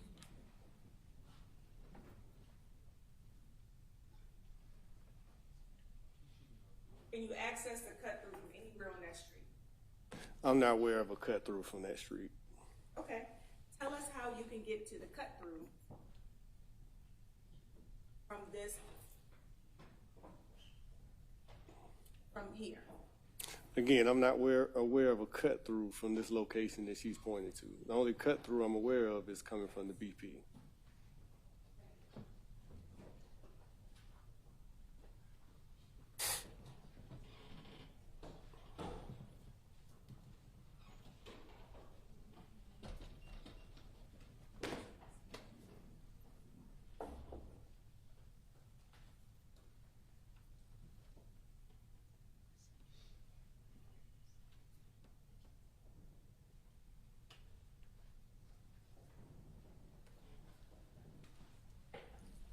So we're watching the same video again, and this time I'm going to focus on the person.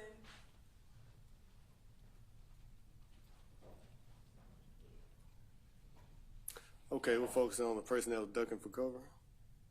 The person that's standing at the second, that was standing at the second barrel. Okay.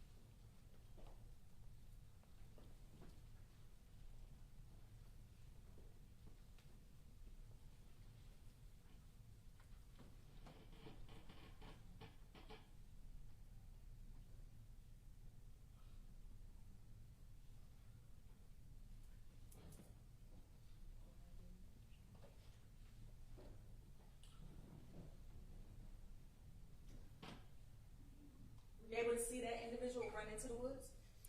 Yes, I was able to see that individual ducking for cover and ran into the woods after ducking for cover. Where do those woods lead to? I have no idea. And you didn't track that individual? No. So the number of individuals that were standing at the barricade, dressed in all black, carrying rifles, that ran off into the woods after this happened, you didn't track those people and you didn't interrogate them? Which barricade are you referring to? The one we just watched at the bottom of the screen. Again, no.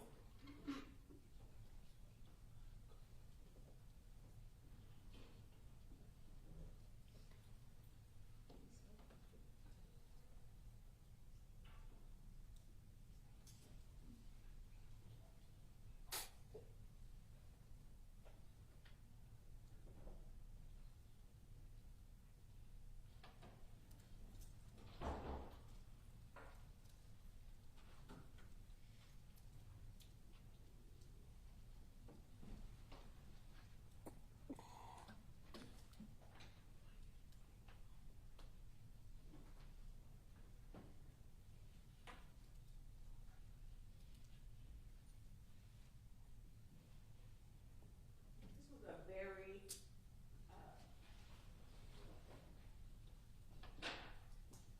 involved case, correct? Absolutely, it's one of the hardest cases I ever had to work to this day. And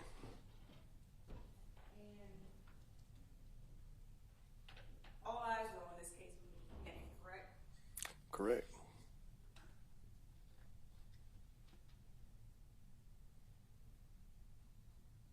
You had council people, even famous people like Tyler Perry trying to contribute to finding out who did this, correct? If you're referring to the contribution of the funds, I have nothing to do with that. I do not know who all contributed. That's a totally different process.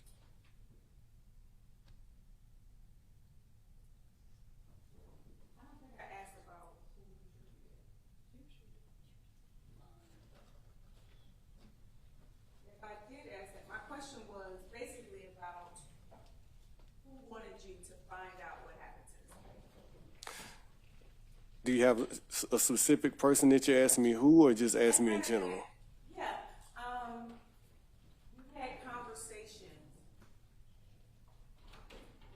about the number of people that were placing pressure on you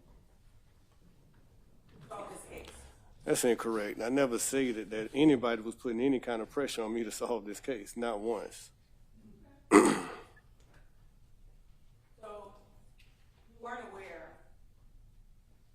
that city council people came down to participate or to talk to the people that had been in this area?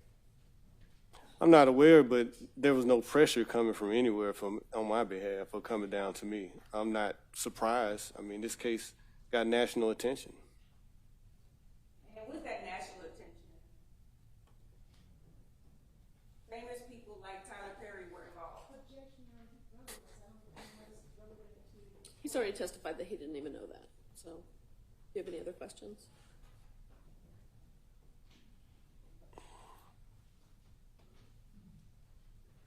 You interviewed Julian Jamal, correct? That is correct. And you provided him with images of individuals that you wanted him to try to identify, correct? If you're referring to the screenshots from the video,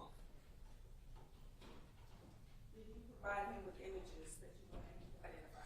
I would like you to be specific. Are you referring to images from the video? At any point, did you provide him with images of anyone?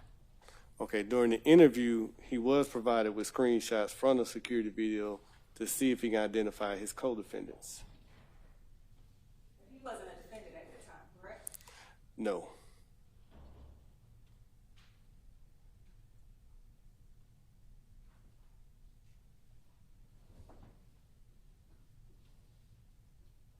You told Mr. McKinney that he would go down for this if he didn't give you name, correct? Negative. That's a wrong way to rephrase it. If you have the audio recording that states that and quote that me verbatim, I would like you to play it. Okay. Context is important. Are you asking to play the video recording of the co-defendant? Any objection to that? Or?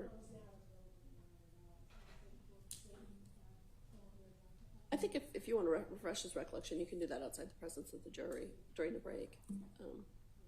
I don't think it can come in right now. I don't think there's a foundation for it right now. But if everyone agrees it should be played, I'll let you play it. Okay. Okay.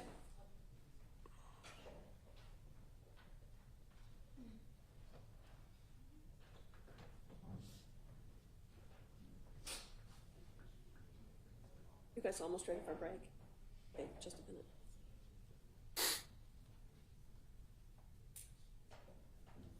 Your Honor? Yes, ma'am. May we approach? Yes.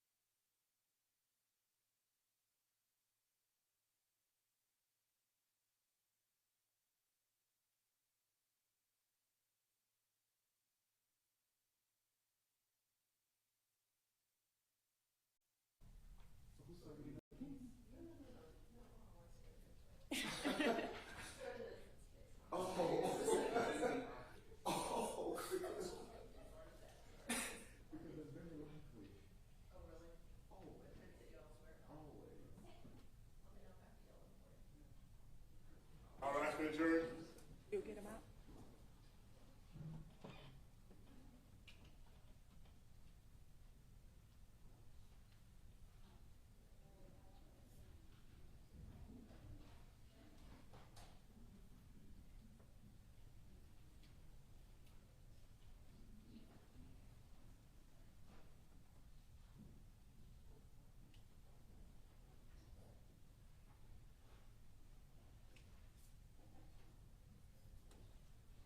Good, good kind of point.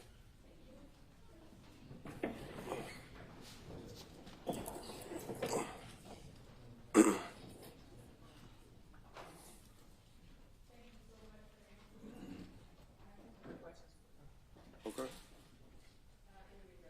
Just a few questions, y'all.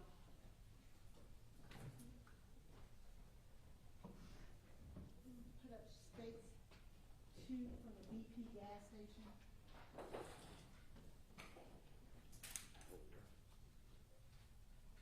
While he's doing that, take a check at Constable Legal Appointment.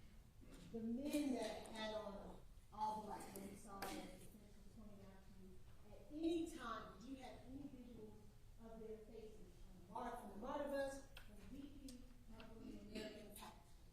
No. And in regards to the evidence in this case, where were the shell casings found on the scene? In the street. In the street. It was in the area of suspect number 1 when he fired his weapon. In State's Exhibit number 2, which is the BP gas station, I don't know what the time is, 21:41:06. Are you able to see that cut through that we were talking about by the BP? Yes. If you could just use that red marking and kind of mark where that cut through would be.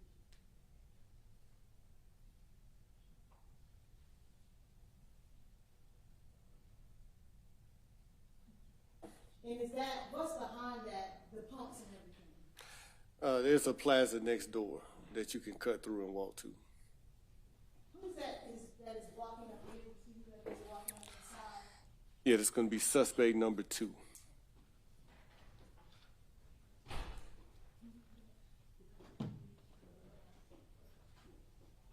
And then in regards to, I believe the defense was asking you about statements about they were halfway through the barricade when Secoriea was indicating, yelling out for her mom, indicating that she had been hit. I want you to look at State Exhibit number 2. There's going to be the warehouse video. I believe it's going to be the back camera.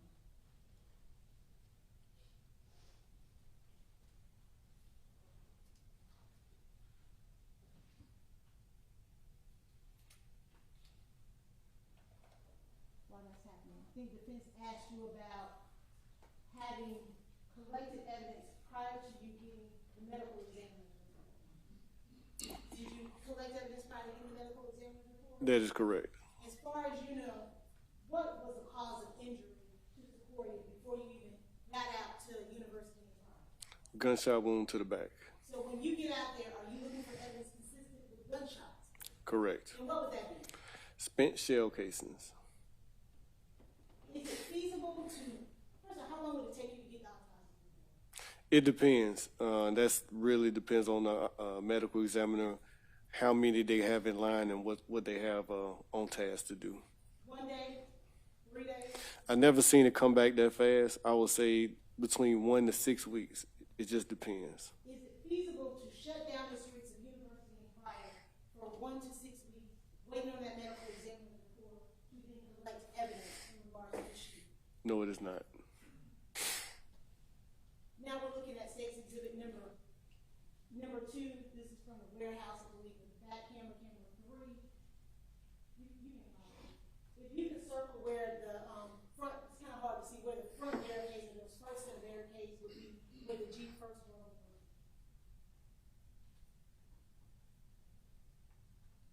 And where the second set.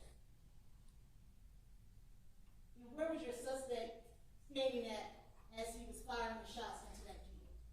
I would say up in this area.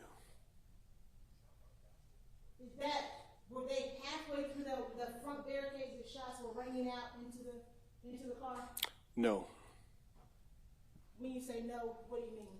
No, they were not halfway through the barricade. It was, and as soon as they went through the barricade and past suspect number 1, shots rang out.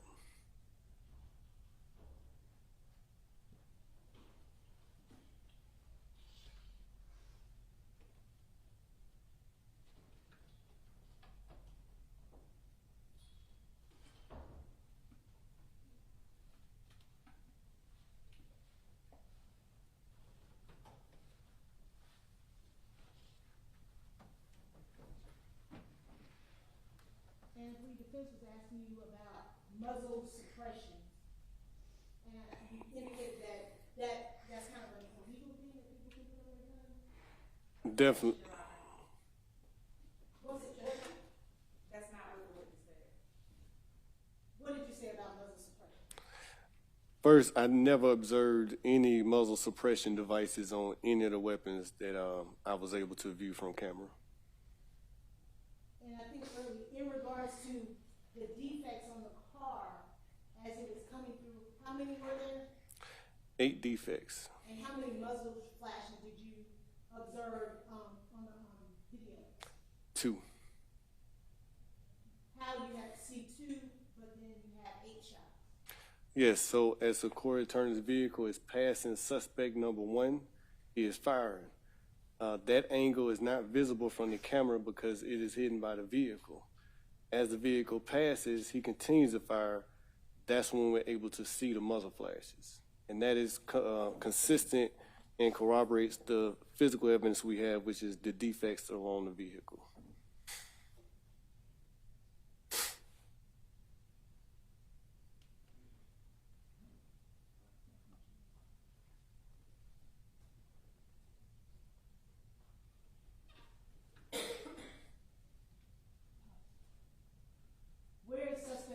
Standing at the time of the fire? Yeah, suspect number 1 is going to initially be standing behind this piece of wood here, and then he comes out as the vehicle's passing and fires as the vehicle's driving by. Are you able to see suspect number 1 and what's up on the screen right now? Yes, here. Who's at the front? Here? Yeah. I have no idea. It's kind of low. Okay. Yeah.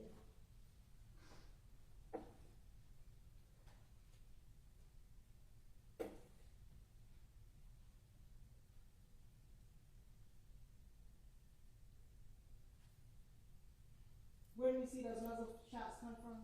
Do we need to back up and try to pause? Yeah, if you want to, can you back it up?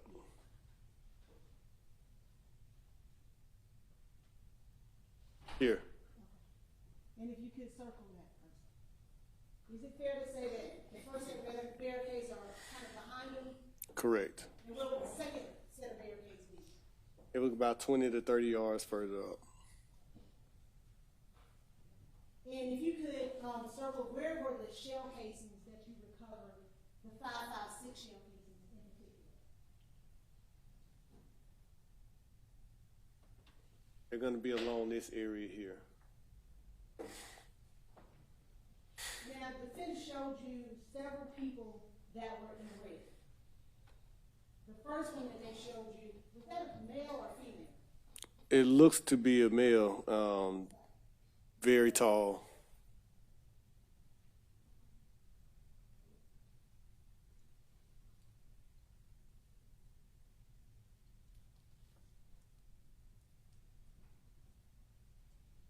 Do you see that individual that the defense showed you? Yes. Here. Can you tell if that's a male or female? No, I can't tell, but it's a very large individual, about 100 pounds more than suspect number one. Has the shots that bring into that car and killed Secoriea already occurred? Yes. Do you see any muzzle flashes coming from the area where that person is standing? No.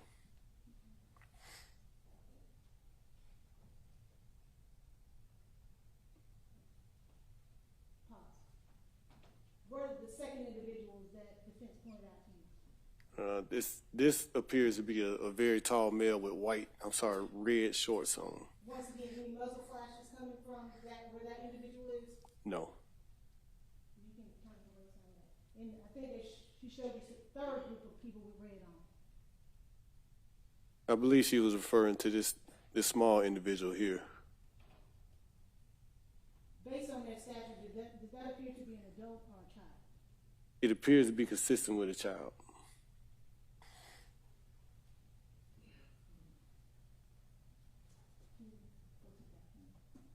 As the Jeep is passing through that second set of barricades, what would have been in Charmaine and Omar's line of sight? Objection, Your Honor, speculation.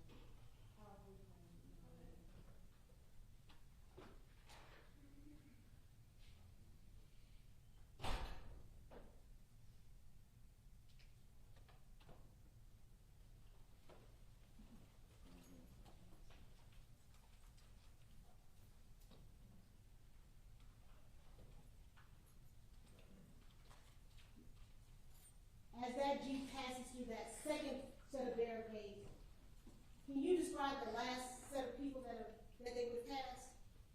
It's going to be this individual here that seems to be ducking for cover behind the barricade. Did you see any muzzle shots come from that area where that individual is? No. And I believe they asked you about the trajectory. Yes. Right to left, right from the enemy's report. Correct. Is that in regards to what was going on outside the car or what's going on inside Secoria's body? Inside Secoria's body. Can two things be true at once? Yes. Can there have been men dressed in all black with weapons, possibly firing, and your suspect number one firing as well into that Jeep? Absolutely.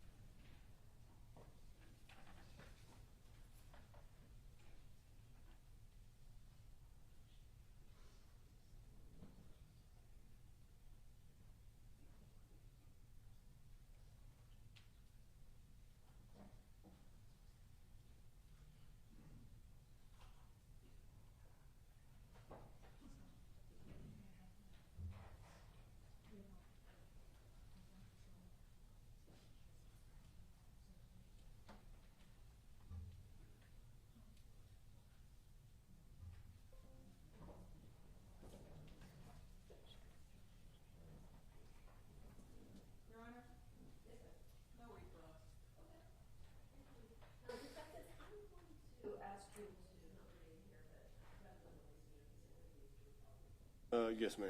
Thank you. Yes, ma'am. All right. May we approach?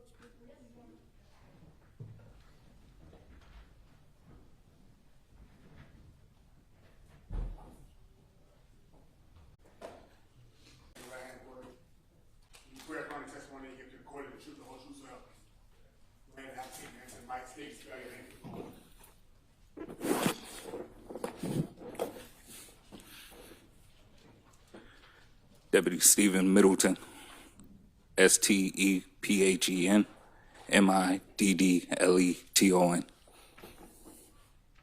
Good afternoon. Good afternoon. How you doing today, sir? I'm well. Can you tell the members of the jury how you are employed? As it pertains to what, like? Who do you currently work for? I work for Fulton County Sheriff's Office. Okay, and how long have you been with the Fulton County Sheriff's Office? 7 years, going on 8. Okay, and where are you stationed with the Fulton County Sheriff's Office? I'm at the South Annex Jail Okay, and where's the South Annex Jail? in Union City. Fulton County? Yes, sir. And how many jailing locations does Fulton County have? Currently, out in the North Annex, man. 3 currently. Okay, and tell them of the jury what some of your job duties are. Well, I'm on the strike team, which is the jail response team. Okay, and when was the strike team created? About 3.5 years ago. All right, and what's the purpose of the strike team? We're like basically SWAT for the jail. So we handle any kind of uprisings, riots, any kind of tours for high risk or anything like that. All right. And what is a shakedown? Shakedown is it's a focused search based off information that we get. Okay. And can you tell the members of the jury how a shakedown is performed? Yes, immediately when we enter, we open all doors. We tell everybody step out, line up against the wall. We do searches, and then we lead them out of the housing pods. Yes, please.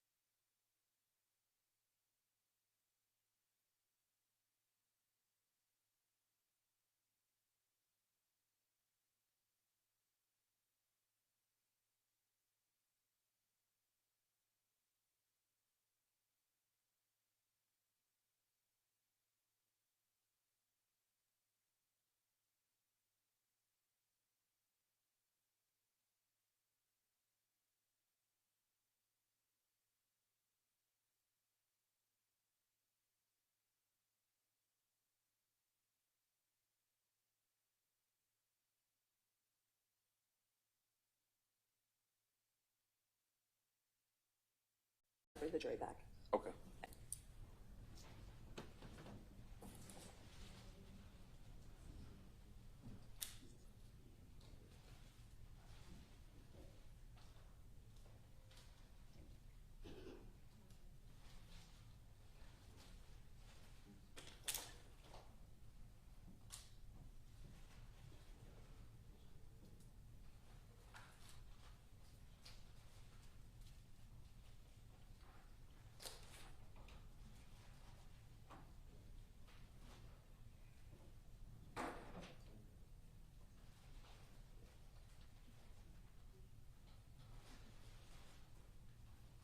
All right, for the jury.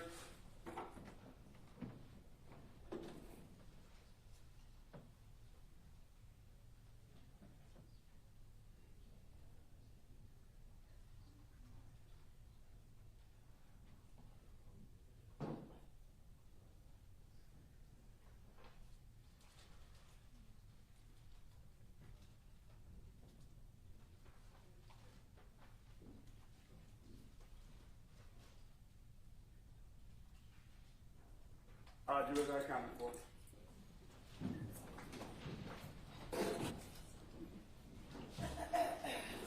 So I believe, before we draw, my next question was going to be, can you tell the jury what is a pod?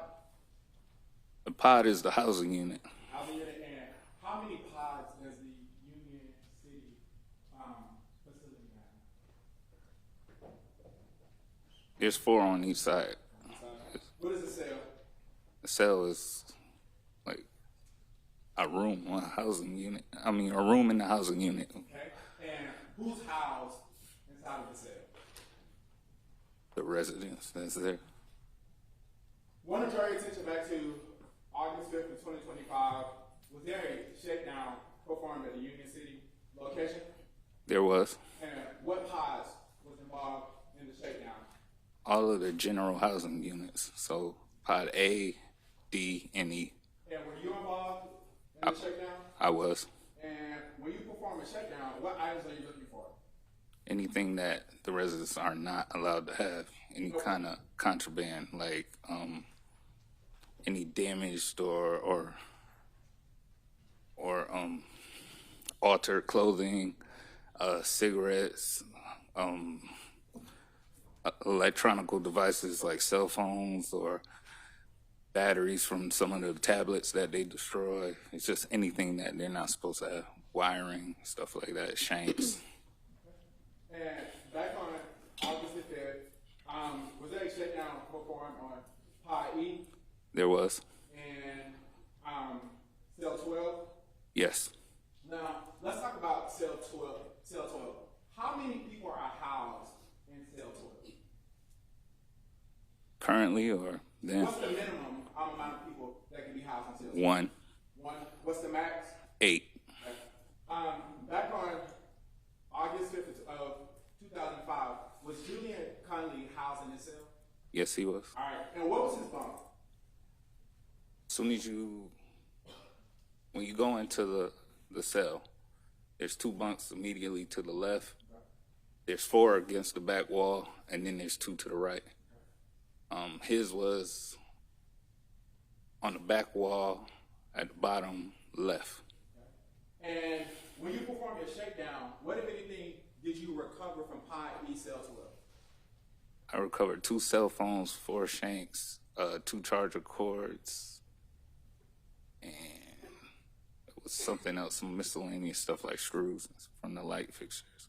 Okay. So you said you recovered 2 cell phones, is that correct? Correct. Now, let's talk about the location of those cell phones. Where was cell phone number 1 recovered from?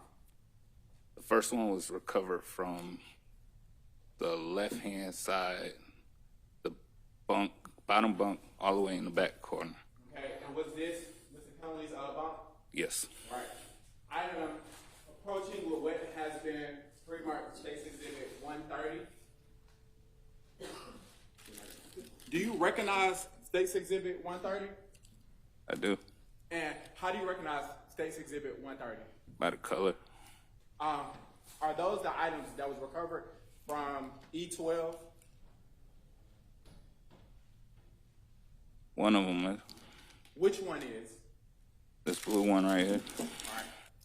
Your Honor, at this time, State tenders State's Exhibit 130. No, we object. It sounds like there are multiple items in State's Exhibit 130 that has nothing to do with why we're here. We can't allow all that. Okay, can you be specific Yes, as to which yes, item? yes. How many cell phones were recovered throughout the entire shakedown? There were 3. And once you recovered those cell phones, what did you do with them? I handed them over to Captain Alvarin. Okay. And the blue cell phone that was recovered, you said that was recovered from whose bunk? Conley's. I'm sorry? Conley's. Do you see inmate Conley in the courtroom today? I do. Can you please point and identify an article of clothing that he's wearing? He's in the suit over there. What color is his clothing? Looks like black. Is he sitting between someone to his left and his right? Yes, he is. Can you please describe the person on his right? She's wearing a blazer with, it looks like a plaid color, and a burgundy or maroon shirt and glasses.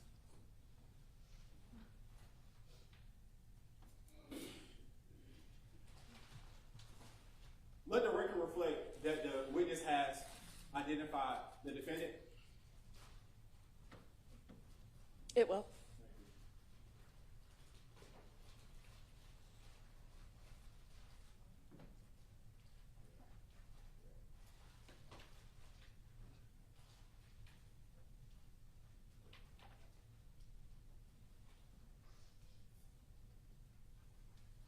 Now, do you remember how many phones you recovered from E12? Yes, there were 2. There were 2. Mm-hmm.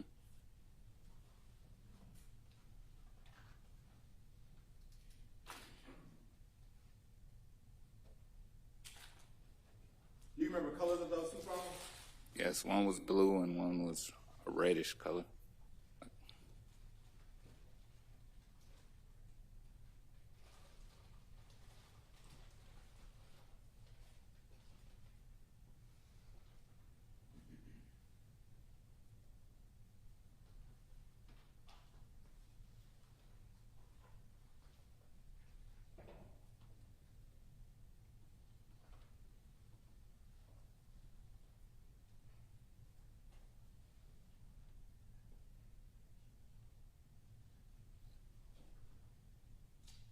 I'm going to approach you with what has been labeled as states 130A, 130B, and 130C. Mm-hmm. Can you identify which 2 phones you recovered from cell E12?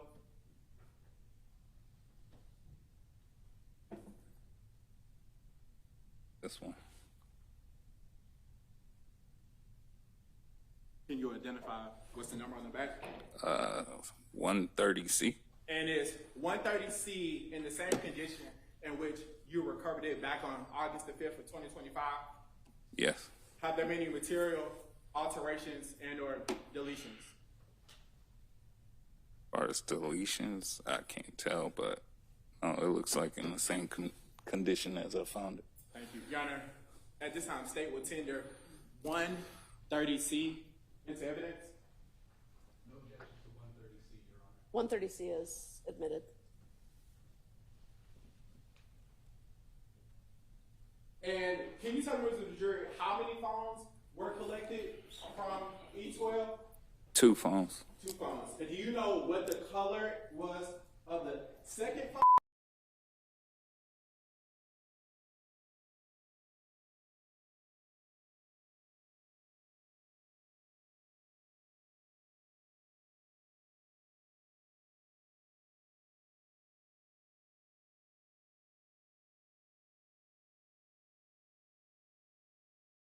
Death of for Miss Turner.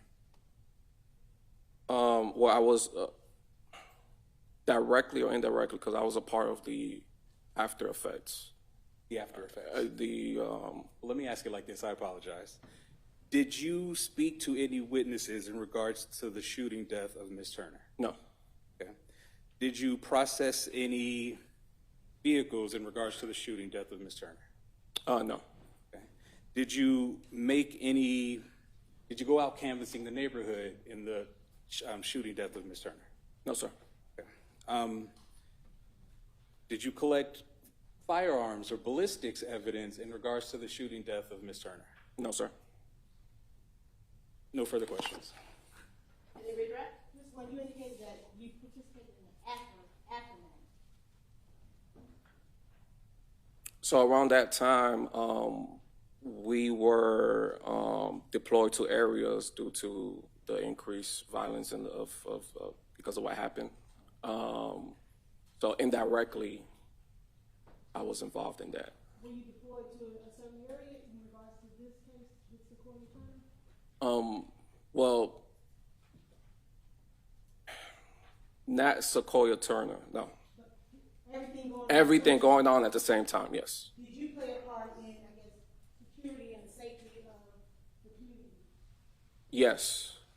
Is that what you're speaking of when you said that? Correct. That's what I'm specifically talking about. I'm sorry. Thank you, that's fine, nothing further.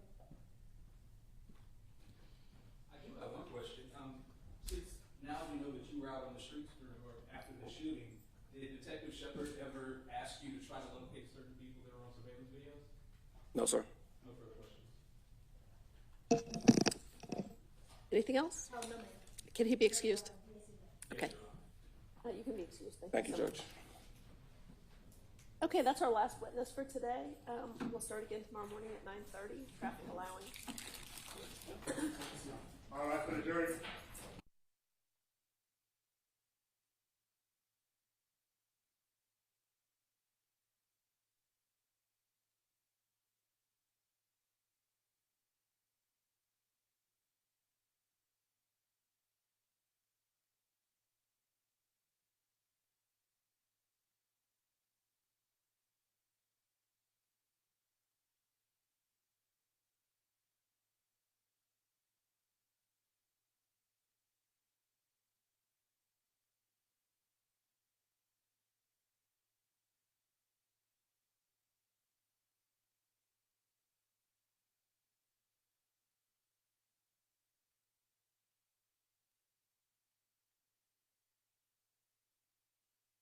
Ultimately, the decision will be yours as to whether you testify or not. You need to listen carefully to your attorneys and consider their advice, but ultimately that's going to be your decision and no one else's.